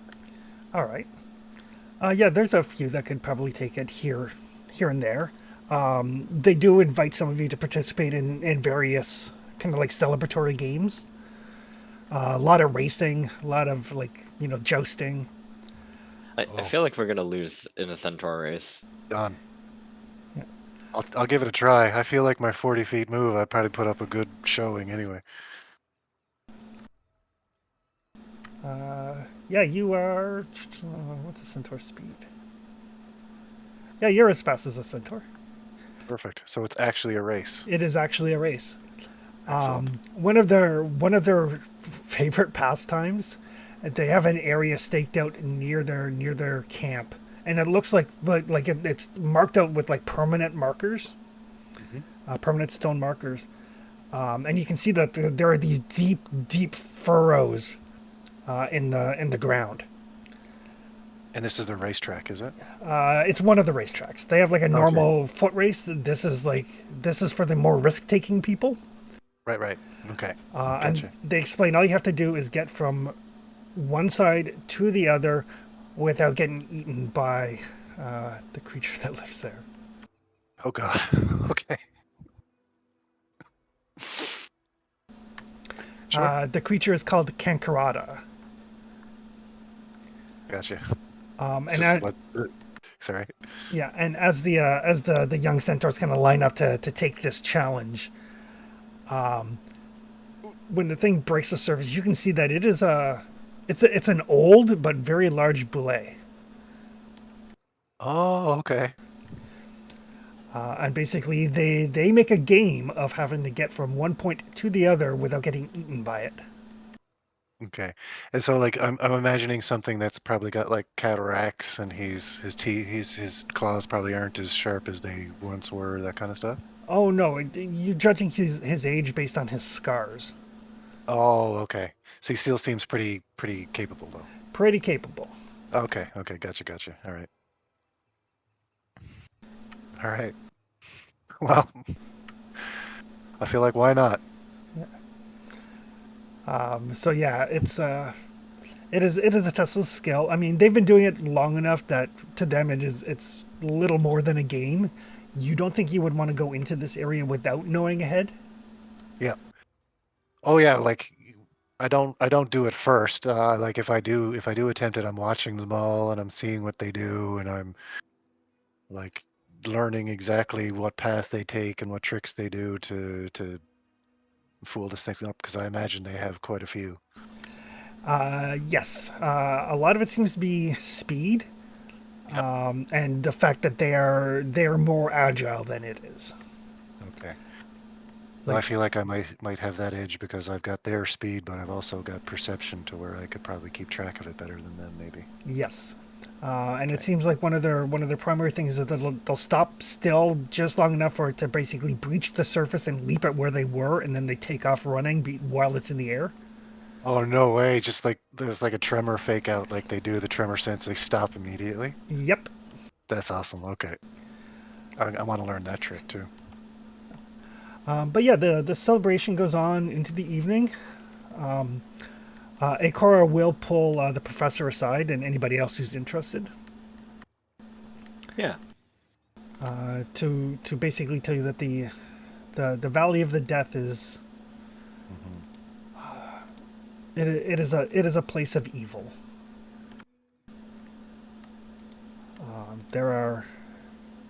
There are things there. It is close to the darker planes. In our language, it is called Ola Kakanet, the Valley of the Dead. Long ago, our people were charged with watching over it. Against what? Against things that may come out, against those who may seek to try to control its powers. Exploited. Hmm. Yes, Understandable. unfortunately, that has caused issues with those who seek to explore it and expand into it.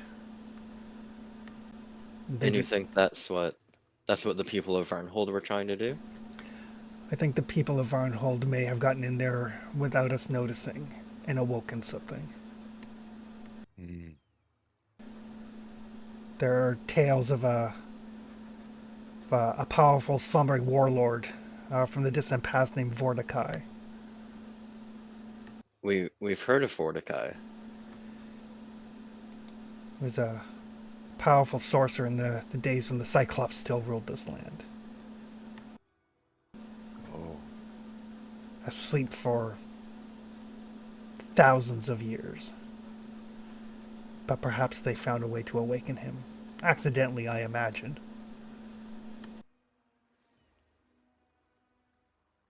One would hope. One would hope. Would there be things to watch for when we're in there? Seals your people have put in place that we must not disturb? I don't believe so. If you see areas that have been warded with the symbols of Pharasma or with the Moon Mother, those would be places that we have sought to protect.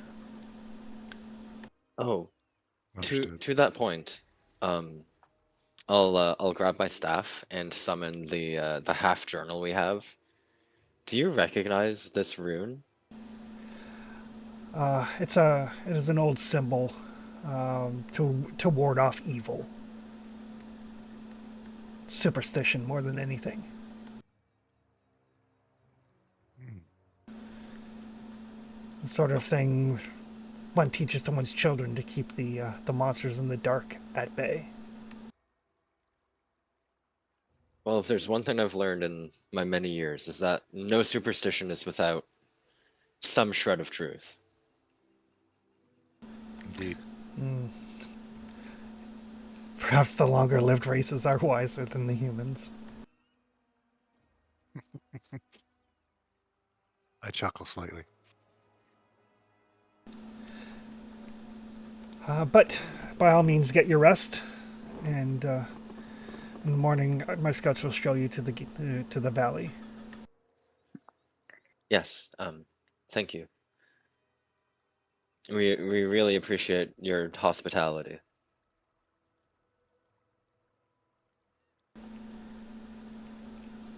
And unless there's anything in particular people would like to do with the centaurs. Flower is trying to figure out if they have good alcohol. They do. They have a surprising variety. Largely ciders and wines. Okay. But they do have some decent ones. Flower will exchange a little bit of some from the cask that he was given last session. The special stuff that was found. Okay, yes. And who makes their alcohol? It would be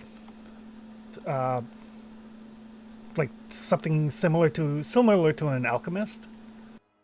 Okay. I would like to exchange recipes for the one that we found, like a copy of the one that we found for a copy of one of theirs. Certainly. Perfect.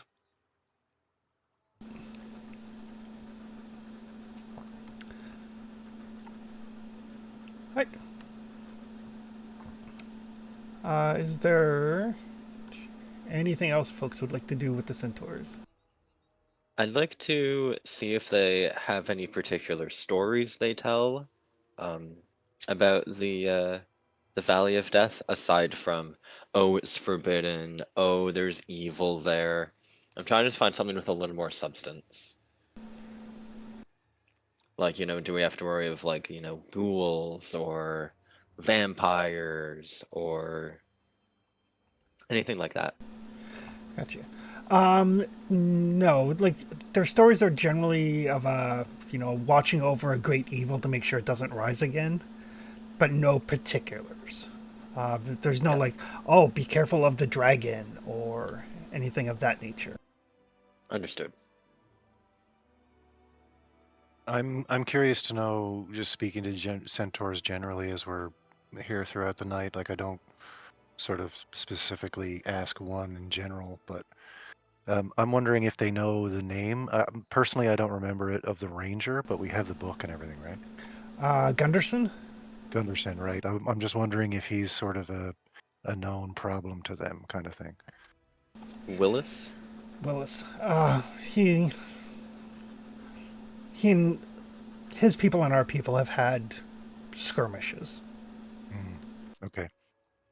So what I get from asking about him is the same sort of idea as what I got from the journal. Like he's not particularly militant about murdering centaurs. There's just friction happening. Yeah, it's Okay. very much like colonist versus like indigenous people. Right, right. Yeah, I was just making sure. I just kind of wanted to make sure that this guy wasn't a real bad dude. That's all I was wanting to know. He's not like hunting centaurs for sport. Yeah, No, yeah. no, no, not for sport. Like the type be like, "Hoo-yah, another time for a centaur hunt." You know what I mean? Like that kind of guy is basically what I was trying to determine. Yeah, no. It's very much a clash of ideologies. Right. He just happens to be a hunting specialist in the town, kind of thing. Gotcha. Right. Perfect. These guys don't have a tax system at all. I don't even know how they function. There is no tax system. There does seem to be some form of like tribal leadership. Like you guys do notice that pretty much everybody does defer to Akora. She seems to function as both the tribal leader and the spiritual leader. And is there anybody else? Like, is there a way to judge? Like, is that what they're paying respect to? Like, is there another sort of magical spiritual person around that they sort of defer to as well, or? No, she seems to serve both functions. Okay, she's got a special sort of station. Yeah. Gotcha. And they're like over the course of time you spend with them, she obviously has some druidic abilities. She's not a druid exactly, like she doesn't speak wild song, Hmm. but the goddess that she worships does have nature aspects to her. Right. Comparative to D&D, just for me, it would be like she's a nature priest, not a druid, right? Exactly. Gotcha.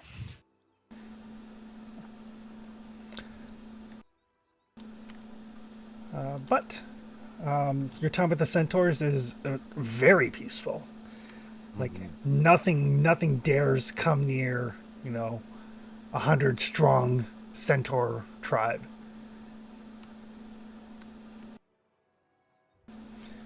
And in the morning, everybody can hit the rest button. Everybody can choose their spells.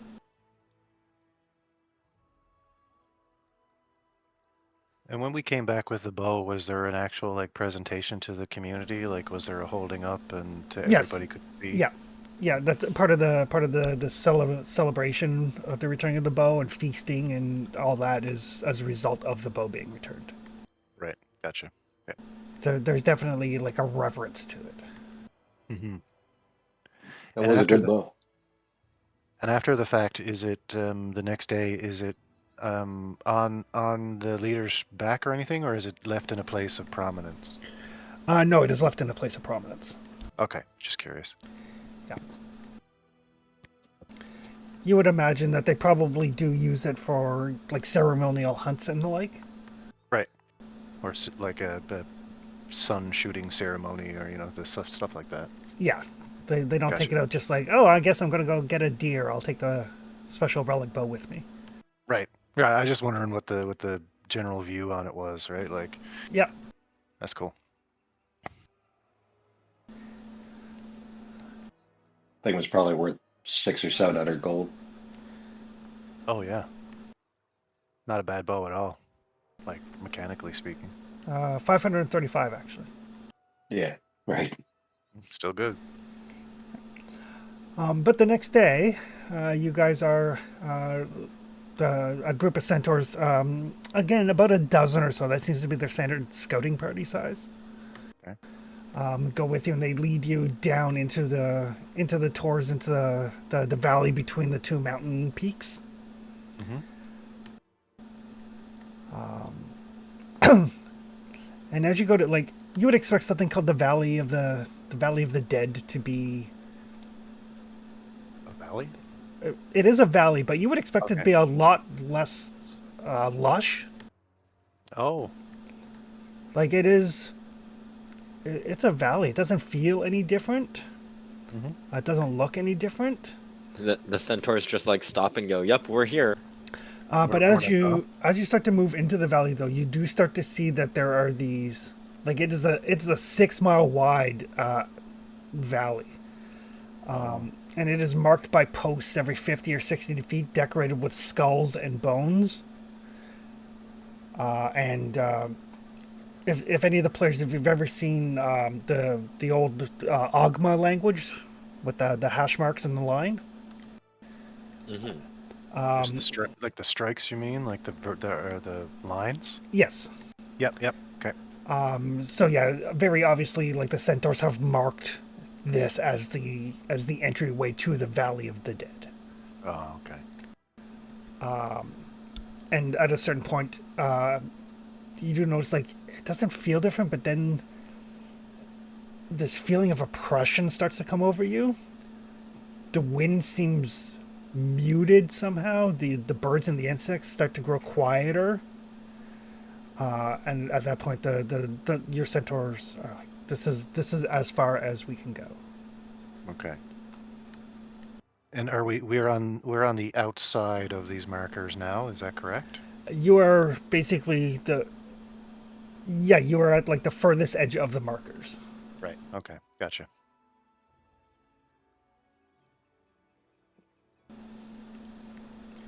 We'll find your people, person. Yeah. The next time we meet, we'll have your people back.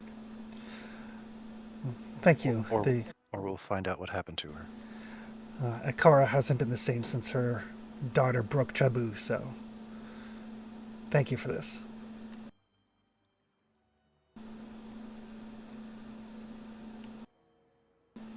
Well, into the Valley of Death.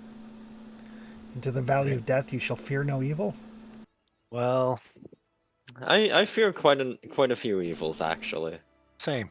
There's a whole Absolute- list, really. Absolutely the same. Yep. Yeah. But bravery is doing it anyway. So we're not even really sure that they came this way because we stopped sort of following their trail, didn't we? Like, You did. I mean, the trail We're may have taken another route through here, but yeah, we're relatively certain all this is connected. So let's hope. Flower fears nothing. Mm, Woke up big evil undead thing. Great. yeah, sounds about right. Like that could definitely fit, right? They came down, poked around, because like my immediate thought was the island that was already broken into, but thankfully that's not there. What would Hall know about undead spellcasters? Hull can make a religion roll. Yeah, I'd also like to recall knowledge on undead spellcasters. I'm going to be on the constant awareness search mode as we're moving through here as well, just Yeah. to make sure. I'll assume that you guys are moving into like exploration mode. Oh yeah, all my Ooh, senses, 19. all Oh. my senses are wide open. Hull. I'll point mine.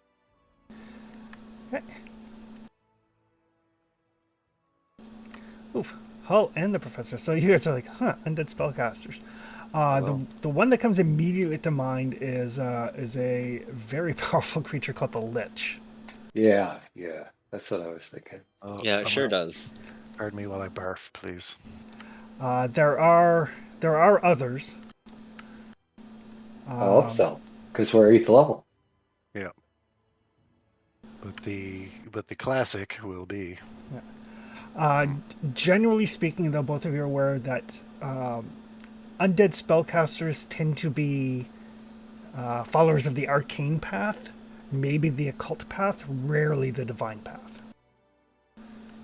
Not never, but rarely. Yeah. Seldom. That's not comforting. Nope. Comfort's over now that we're out of the centaur camp. Right. Yep. Yeah, usually they come across this undeath as a means to acquire more power. They tend to not be good people. No. Tend to be evil in life and then find a way to extend their life unnaturally to acquire more magical power. Yep. Yeah, if you live forever, you can study forever. Exactly. Who cares about killing a couple of 100 dozen people in the process? And as you guys travel in, as the professor and Father Hull are going like, huh, you don't think? No. No. No. That's only the worst case scenario, Professor. No, it can't be. Yeah. The chances of that are unlikely. I certainly hope you're right. I imagine you're like mouthing the word lich to each other because you don't even want to say it out loud.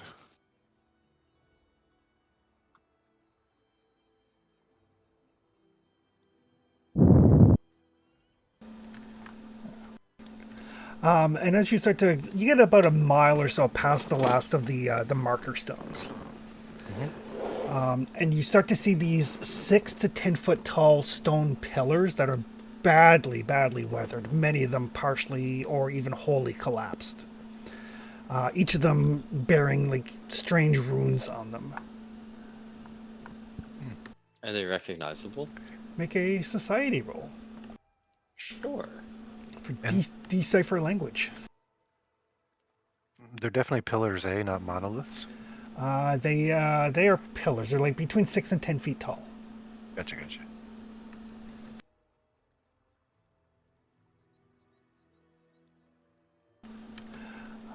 Again, both Professor Hall and Professor Yoren and Father Hall, That is the Cyclops language. Those are names. Those are gravestones. Cyclops graveyard. And as you kind of look out over this valley, and again, the valley is like 6 feet wide, or 6 miles wide, and Snow Maple kind of passes over the telescope. There are thousands of gravestones here. Oh snap! Cyclops graveyard. And that's what they do look like. Like me looking around with my eye slash tattoo too. I see all Yep. the same sort of markings. Yep. Crap. Okay. It is a Cyclops graveyard. Probably had been for thousands of years. 10,000 Yeah. years. However long their Yeah. civilization lasted, yeah. Okay.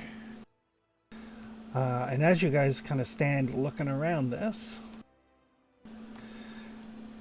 see some bodies start to pull themselves out of the ground. I would say this is a bad spot to be fighting a undead necromancer thing. That was my next statement, was watch for open graves and make sure nothing has dug itself out.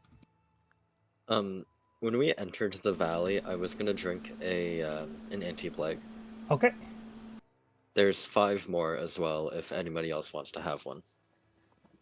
What's the easiest way to get into the party stash? Because I've been trying to figure that out all session.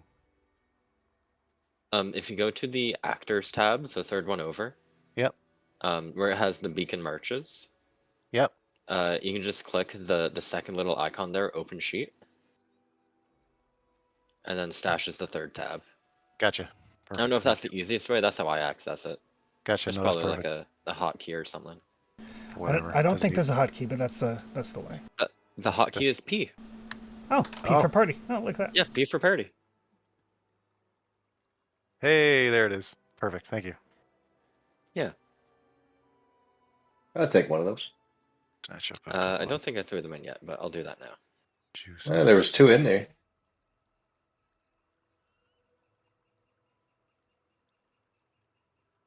Anti-plague. Yeah, anti-plague. Okay. And did we determine if Gratch can benefit from mutagens or not? I don't see why he couldn't. Okay. Makes sense. They can drink potions, right? Yep.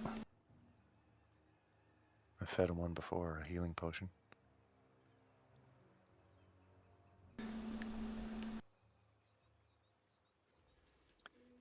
It'll also say beside the item with like a little like information pip, if it's something that I created with alchemy, because they're going to be temporary. Okay. All right. And as these skeletal hulks pull themselves out of the ground, Oh, they're big. everybody should roll some initiative. 3 hulks. Okay.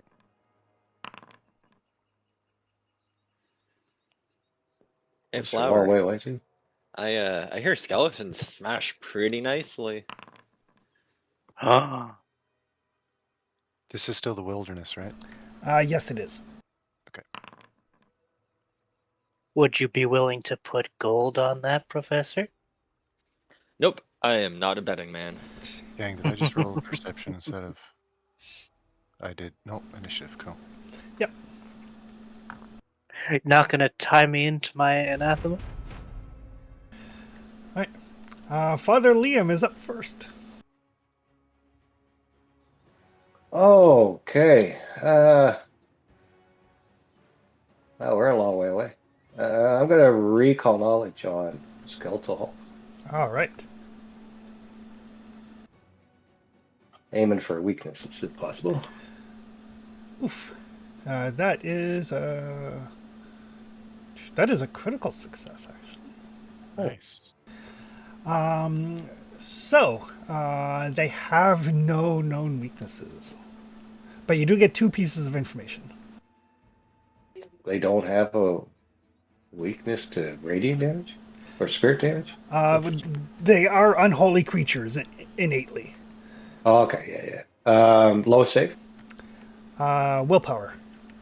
They Okay. they are not strong-willed. They are skeletons. No brain. Well, I'm just gonna drop a big old divine fireball on.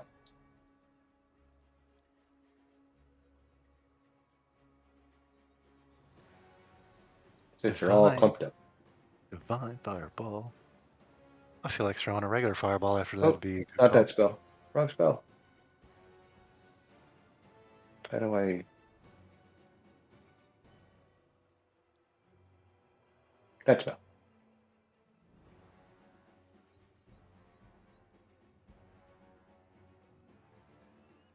I think I can hit them all. Yep. Boom. Nice.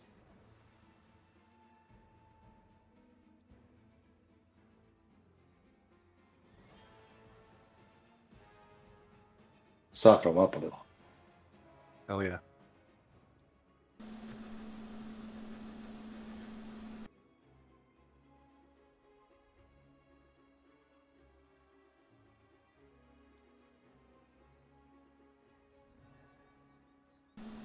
DC is 24. Yeah. All right, so 1 fail and 2 successes. Mm-hmm. Only 22 damage for the failure.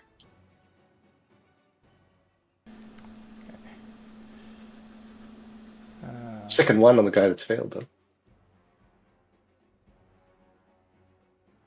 That's not bad.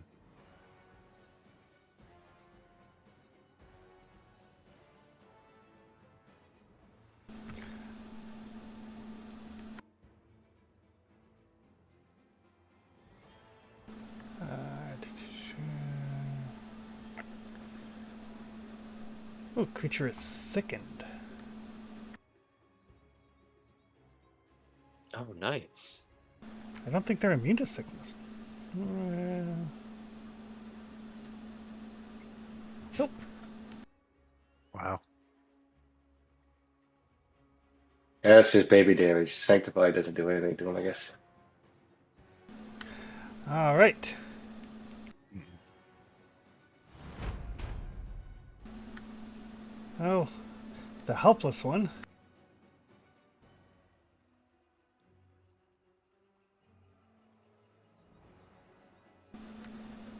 is going to stride forward.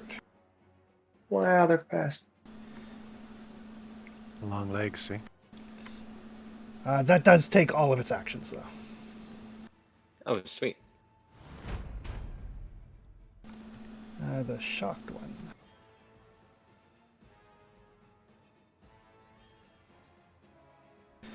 Stride.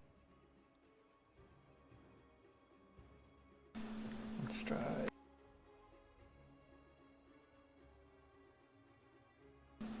And stride. Whoop. Trexton. Yeah. All right. Well, I've apparently been dished up an opponent, so I will apply some hunted prey to the one directly in front of me. Okay. And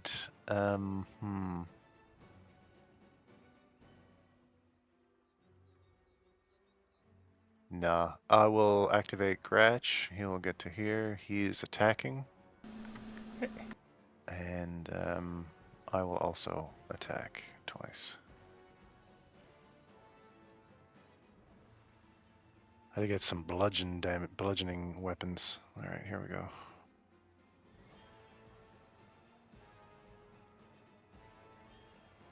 Ooh, hit, I think.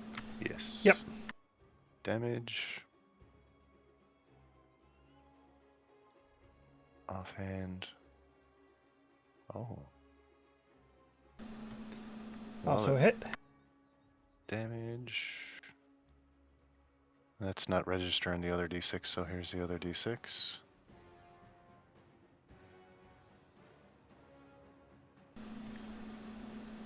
Gratch is coming for some bites and claws, so bite, miss. And claws. Oh, that one tagged it, I think. Perfect. And damage.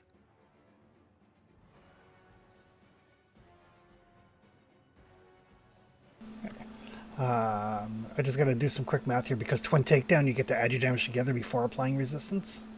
Gotcha. So that would Yeah, be both of them actually hit, yeah. Yeah. So it's-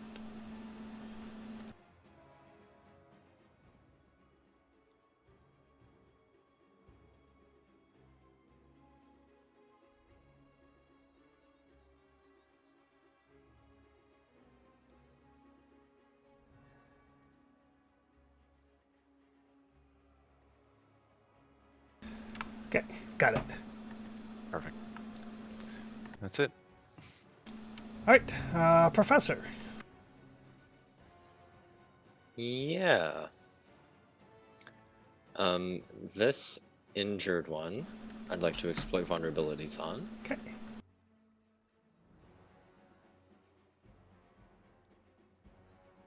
Ooh.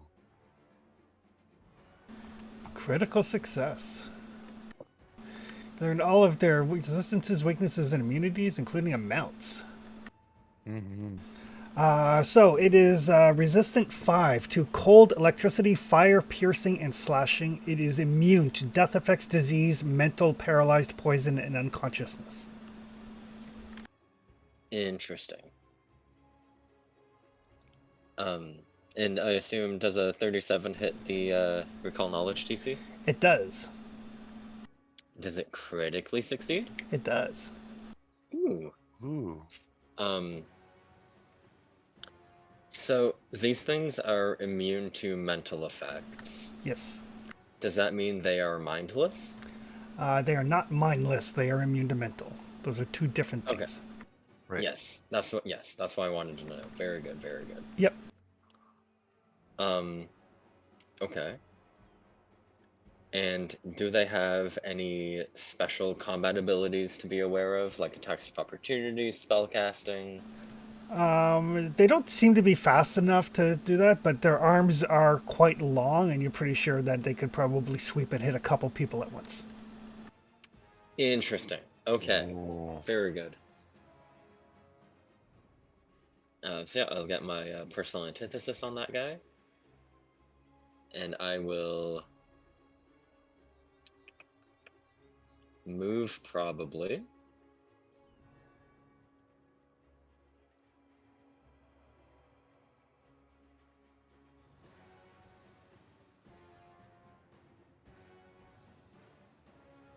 I'll move to there. Okay.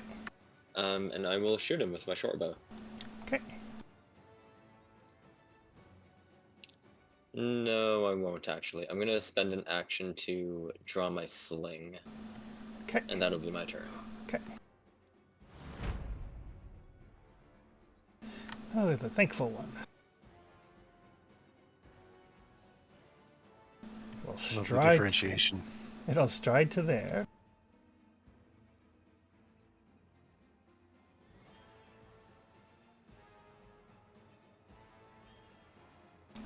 And then it'll massive rush to there. Oh, it's a fast scout. So it strides twice and makes a claw strike with +4 bonus to damage Good lord. Oh, that's rude. towards the I want this. professor. I want these abilities. Monsters have all the coolest abilities.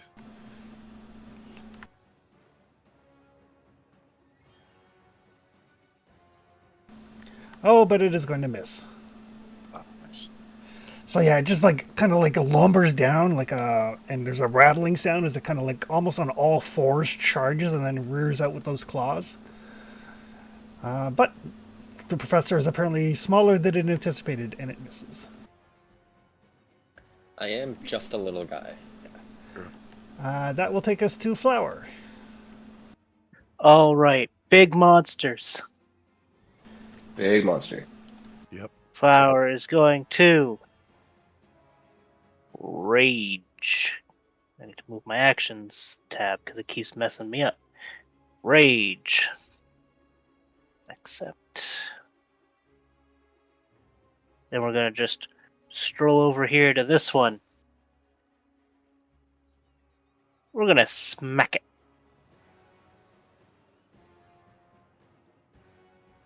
Oof. It's my third critical failure today. I think so. Yep. Well, Literally can't get any it's a worse. flower roll. Wait, hold on. Do you have a point? I I do. got one. Yep, I got It one. can't be worse. So It can be the same. it can be the same, but that's not Yep. worse. It's true. Wasn't worse, but not good enough. Nope. Missed by 1. Oh my Oh, god. really? That's even worse. Isn't it? You didn't have to tell me that. That will take us to Father Liam. It sounds like we can hit these guys pretty easy. Should be able to, yeah. Should be able to. So I am going to target the injured one. Okay. We'll give him a blast of divine lance.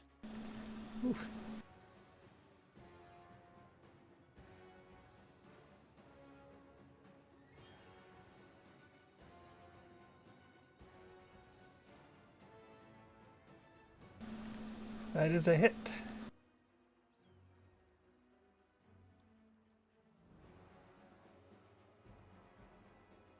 Twelve damages and raise machine.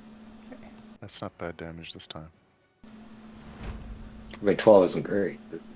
No, but out of 20 though. Well. It is going to take a broad swipe. So 1 at Traxton and 1 at Gratch. Mm-hmm.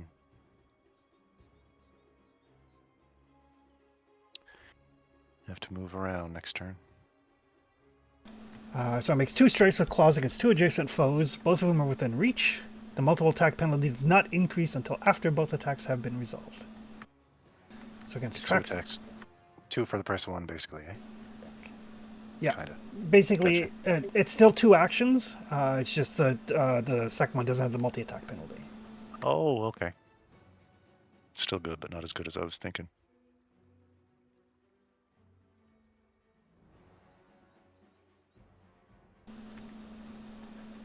Gonna Oof. miss Traxton. Thankfully. Although I'd rather get hit and not have Gratch get hit, but whatever.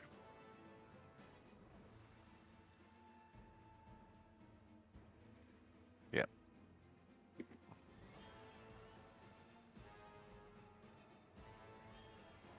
A block 10 of that. Okay. Oh, that's not stupid horrible though. Actually, if you want, I can block 10 of that, because I can't block other guys. Okay.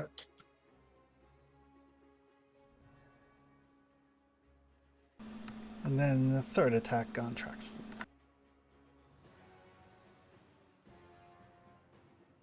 Oh. Oh, well. That's unlucky. Looks like we need both anyway. I'll block 10 of that. Yep. All in the same turn, unfortunately. Okay.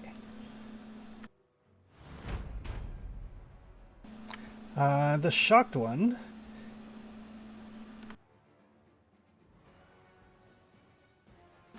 It's gonna do the same thing, only it's gonna go for Flower and Gratch. Yeah, he's definitely got to get out of there. Oh, critical on Flower.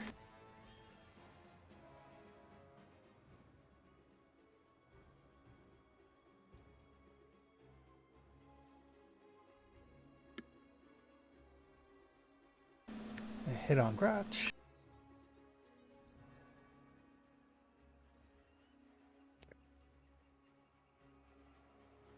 And then third strike on Flower.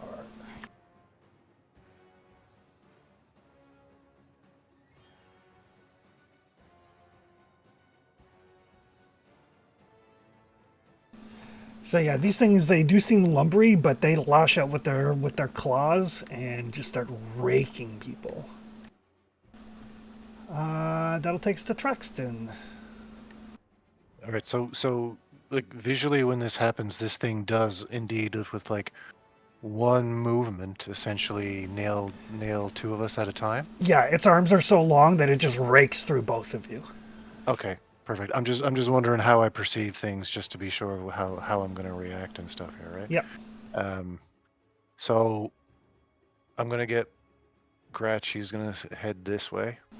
Okay. Does anything happen to him from? Nope. Okay.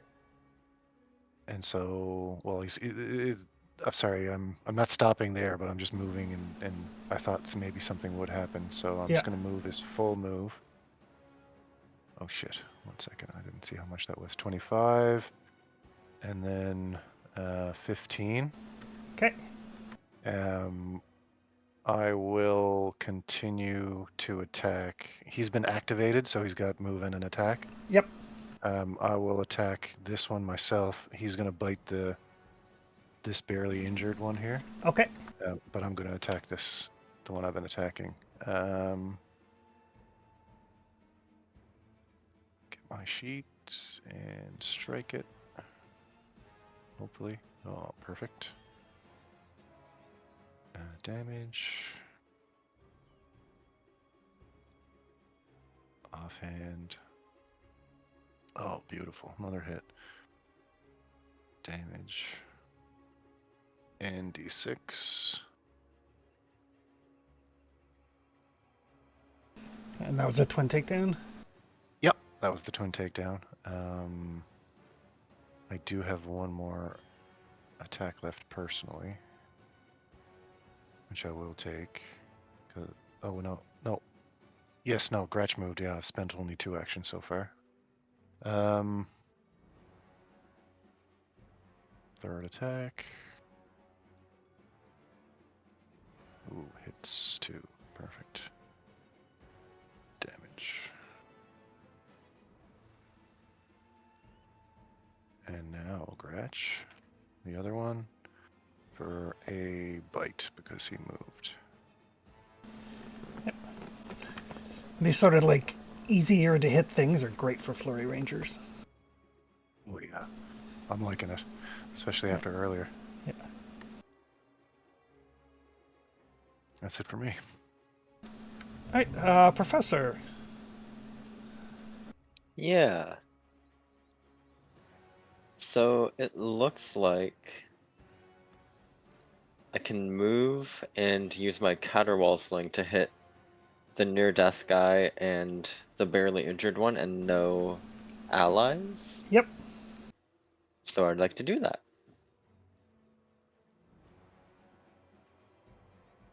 I'll stride over there and pull out the little lawnmower ripcord.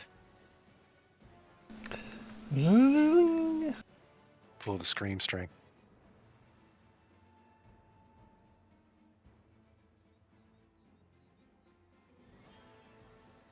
I don't know how to actually get like the effect of it to show up in the chat window to make it easy. So When you... One sec here.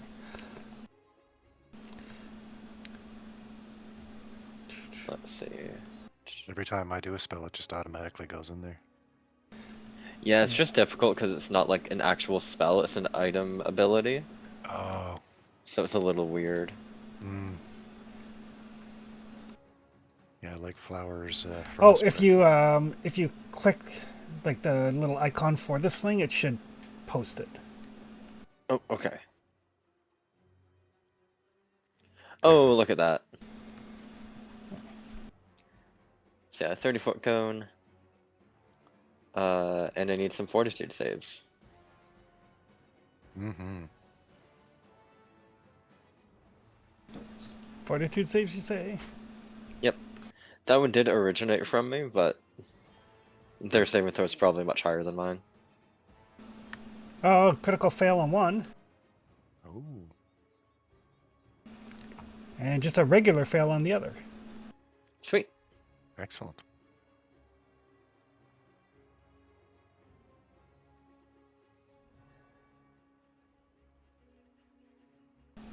So the thankful one critically failed.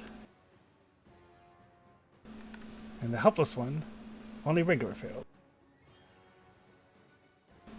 Hey. Sweet. So that does shatter one of them. Perfect. Awesome. Love it. And that's me. Okay. The thankful one is going to attack the professor.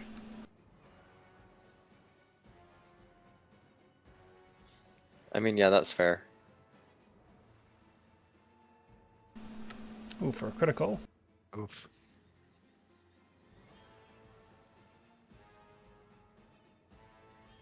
Yep. And then Gratch.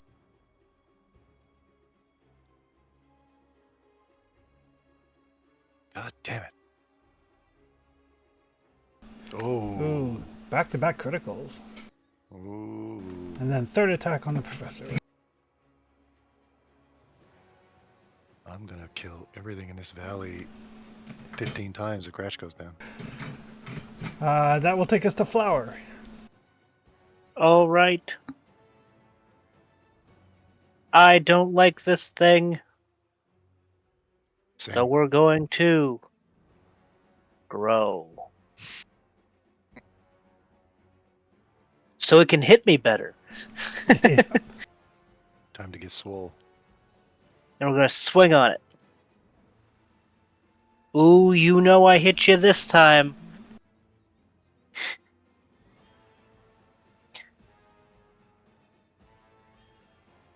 Yeah, that's right. You take that. Now we're going to Dread Marshal.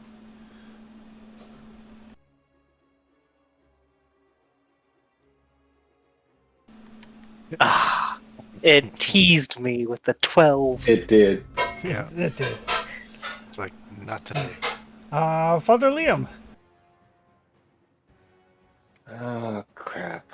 I would have liked the delay, but the shocked one goes next, so... Traxton, you'll have to get Scratch out of there. We'll heal him up later. Oh yeah. He's backing out. Let's heal a nuke. They are undead, so...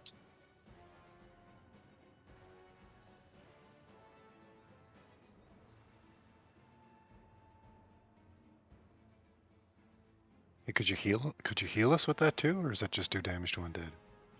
That's both. Damn, son. Not a lot. No. We have 20 on 48 combat. And he's good though. I mean, that's 40 damage and what? 20, 40, 60 points of heal? All told, yeah. That's pretty sweet. Agreed.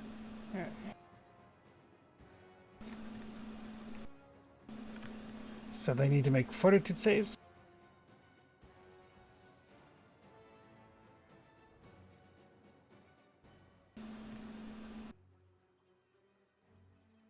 I click on the heal for me and Gratch. Yep, should work. Gratch was at a range, though. Oh, was he? Oh. Is it? It's a 30-foot. Oh, he's Yeah, he's 35. 35. Yeah. Oh, Okay. I'll take it off. all right. Gone. So what's the DC on that? Sorry. 24. 24 is my normal TC, yeah. So they both succeeded. Or 10.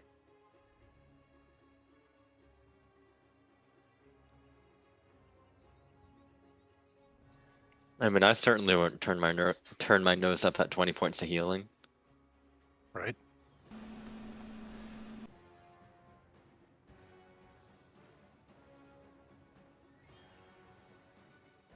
That is 3 actions, though. Mm-hmm. Right. Healed and did damage.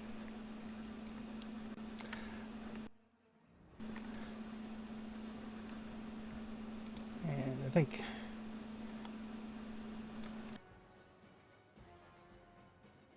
Oh, Liam is within reach. So the shocked one is going to attack Father Liam and Flower. I'm not adjacent, though, right? You don't need to be right adjacent to the person. No, they have to against 2 adjacent foes, both of whom are within reach. Oh, yeah, I thought, yeah. I Yeah. read, I read. I misheard that. If he can reach you, it can get you.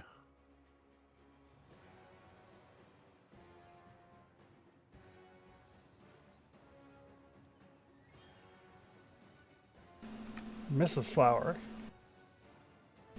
Oh, it'll try its third attack against Flower. Nope.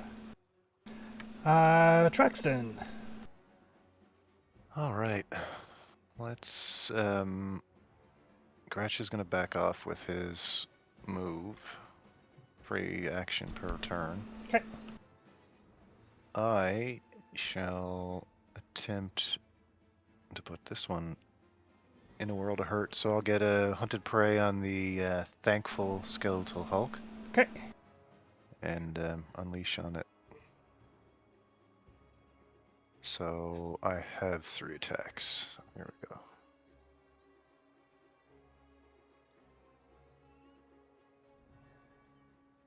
Smoking sword hit. Damage. Ooh, you're rolling good damage. Not bad, eh? Offhand. That'll miss. I'm gonna re-roll that. That is a 2. Oh. Missed again. Yep. Okay. And third attack.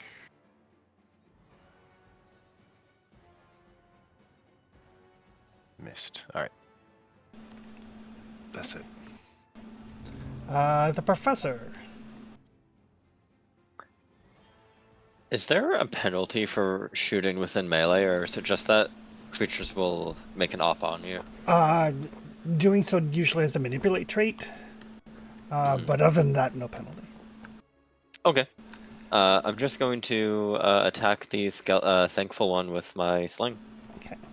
Obviously, like some weapons have volley, which requires a minimum range, but Mm-hmm. Yeah, this doesn't though. So Gets me on the longbow all the time.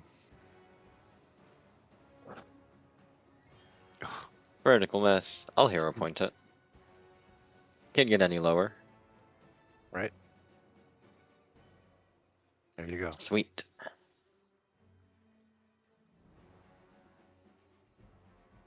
Oh, nice. Nice. Second action to reload and third action to exploit vulnerability on. Yeah, this thankful one, I guess. okay. Yeah.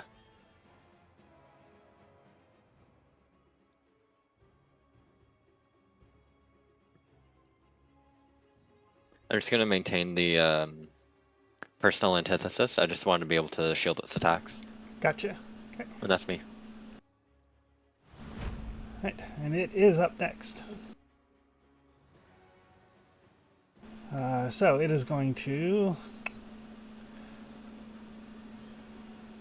Oh, these things are not smart. So it's just going to claw lash at the Professor. Oh. I'll shield it. Yep. So I'll only take 20.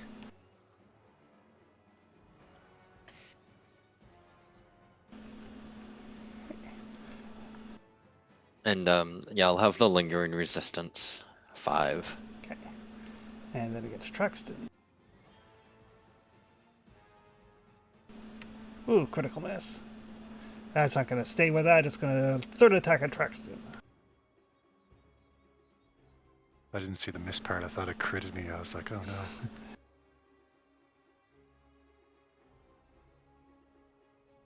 I blocked him. Okay. Thank you, sir.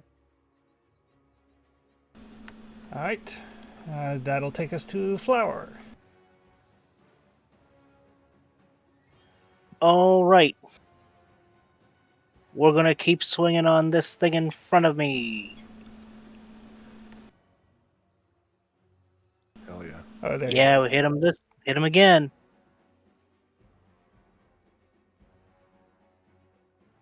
Traxton, feel my rage. I feel it. And then we're gonna dread Marshall again. It's very ragey. Oh, there you go. Yeah! It was warmed up and ready to go. Just look at it. Do you know fear?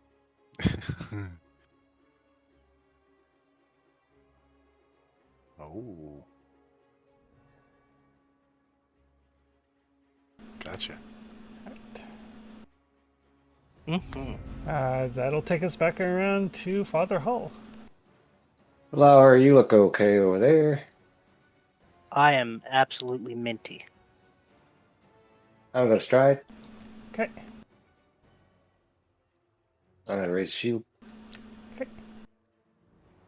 And I'm gonna lay on hands.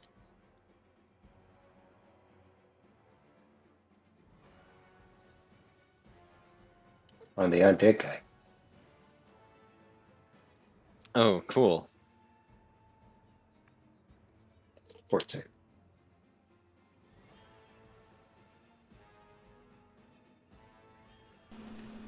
7.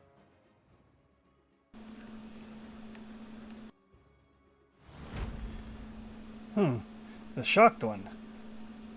The -2 penalty to AC is really cool. It is going to move towards Traxon, so it can get both Traxon and Flower in its reach. It is just going to step.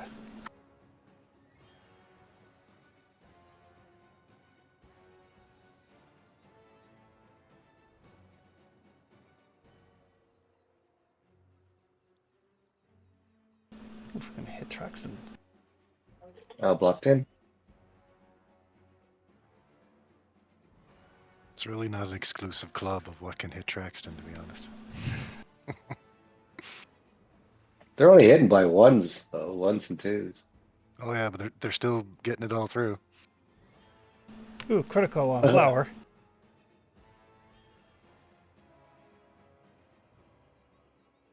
Aye. That will take us to Traxton. Oh, all right. I'm just gonna open up on this thankful one. 4 attacks, I think, is what it needs to try and survive. I will do the twin takedown first. Okay. See what happens there. First attack. That connects. Nice. Damage. I've just got to do both these anyway because they're considered one attack, right? Yeah, for overcoming its resistance. Right. Okay. Let's just throw them all into the one anyway. It's all good. So this offhand. Oh, that one hit too. And damage. And one more d6. When the talk about resistances and stuff was happening, I heard cold iron mentioned. My offhand is cold iron, if that makes a difference. Nope. Okay. Just wondering. But that Yeah, twin takedown is enough to drop it. Oh, perfect. Okay. I now have 2 attacks left, so I would like to put them onto the other one. Okay. It is right next to me there. So these are all at my 3rd attack penalty, right? Correct. Okay. And I can use whatever weapon I want. Is that also correct? Yes. I mean, your short sword Right. will have a lesser penalty. Right. Oh, right. Yeah, I see it because it's got the whatever trait on it. Yeah, right? because it's agile. Okay. Yeah. Yeah, let's do that. +2 is pretty significant. I really don't care about the amount of damage. I just want to hit it. Okay. Damage. One more d6. And one more.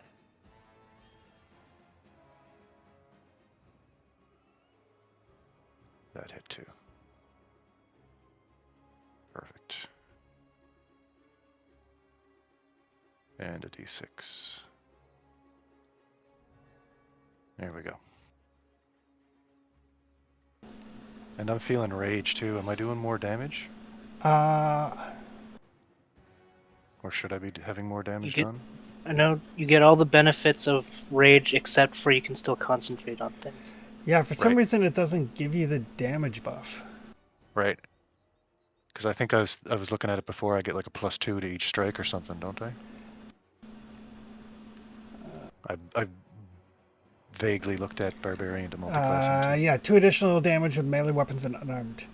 The additional damage is halved if the weapon is agile. Oh, okay.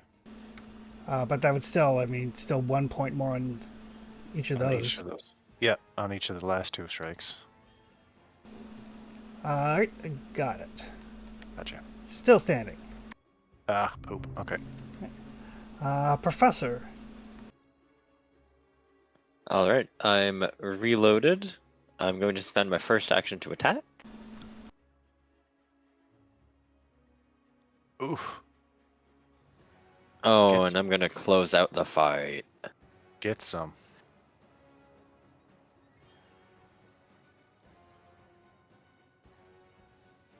Hell yeah.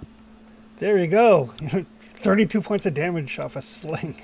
Boom, headshot. Yep. Like David and Goliath, down he goes. Yeah. Hell yeah.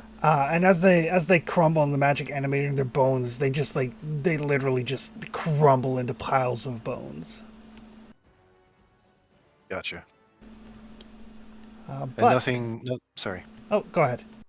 I was gonna say nothing wacky or crazy happens. Like spirits don't fly out of these things and fly off to anywhere else. They just deactivate basically. They just deactivate basically. Okay.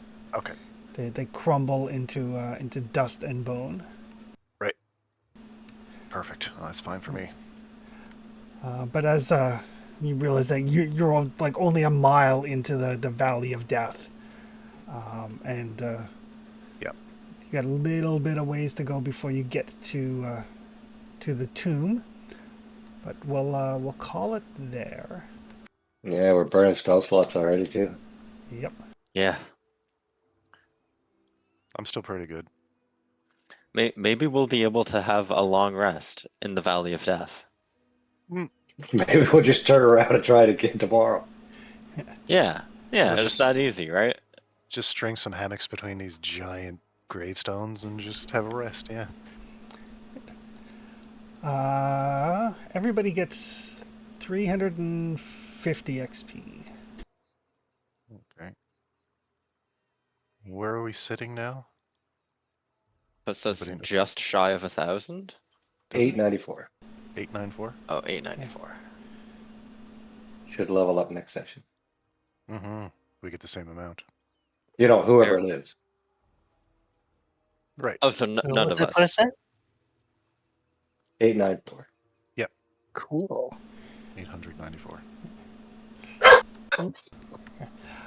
Very sweet. Actually, I think what I'll do, rather than like having like more random encounters before you get to the tomb, just to get you to level 9 for the tomb, is I'll give you the XP to bring you up to level 9.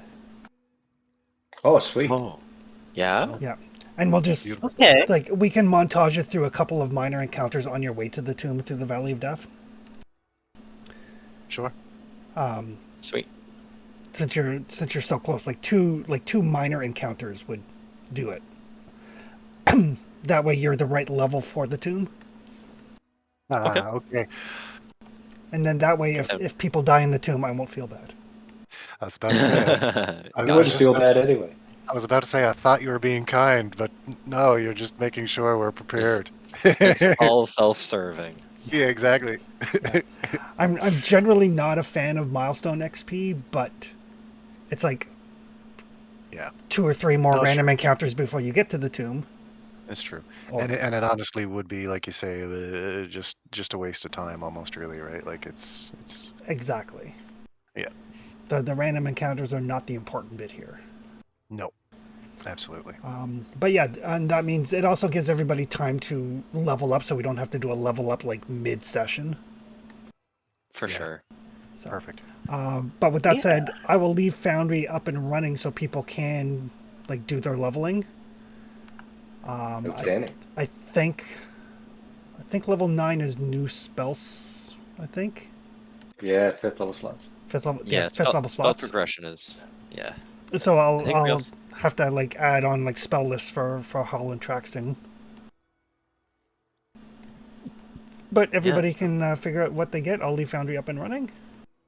And I get and just resistance. and mechanically, we'll be at level 9 with like 0 XP, right? Is that how it works? Exactly. Okay, Cool. gotcha. So. Alrighty. all Thanks, Chris, as always. Yep, and we'll pick this up in a couple of weeks. Beautiful. Alrighty. All right. Sounds We'll see you good. guys guys. then. Thanks for running. Perfect. Have a good night, folks. I Night guess. night, everybody.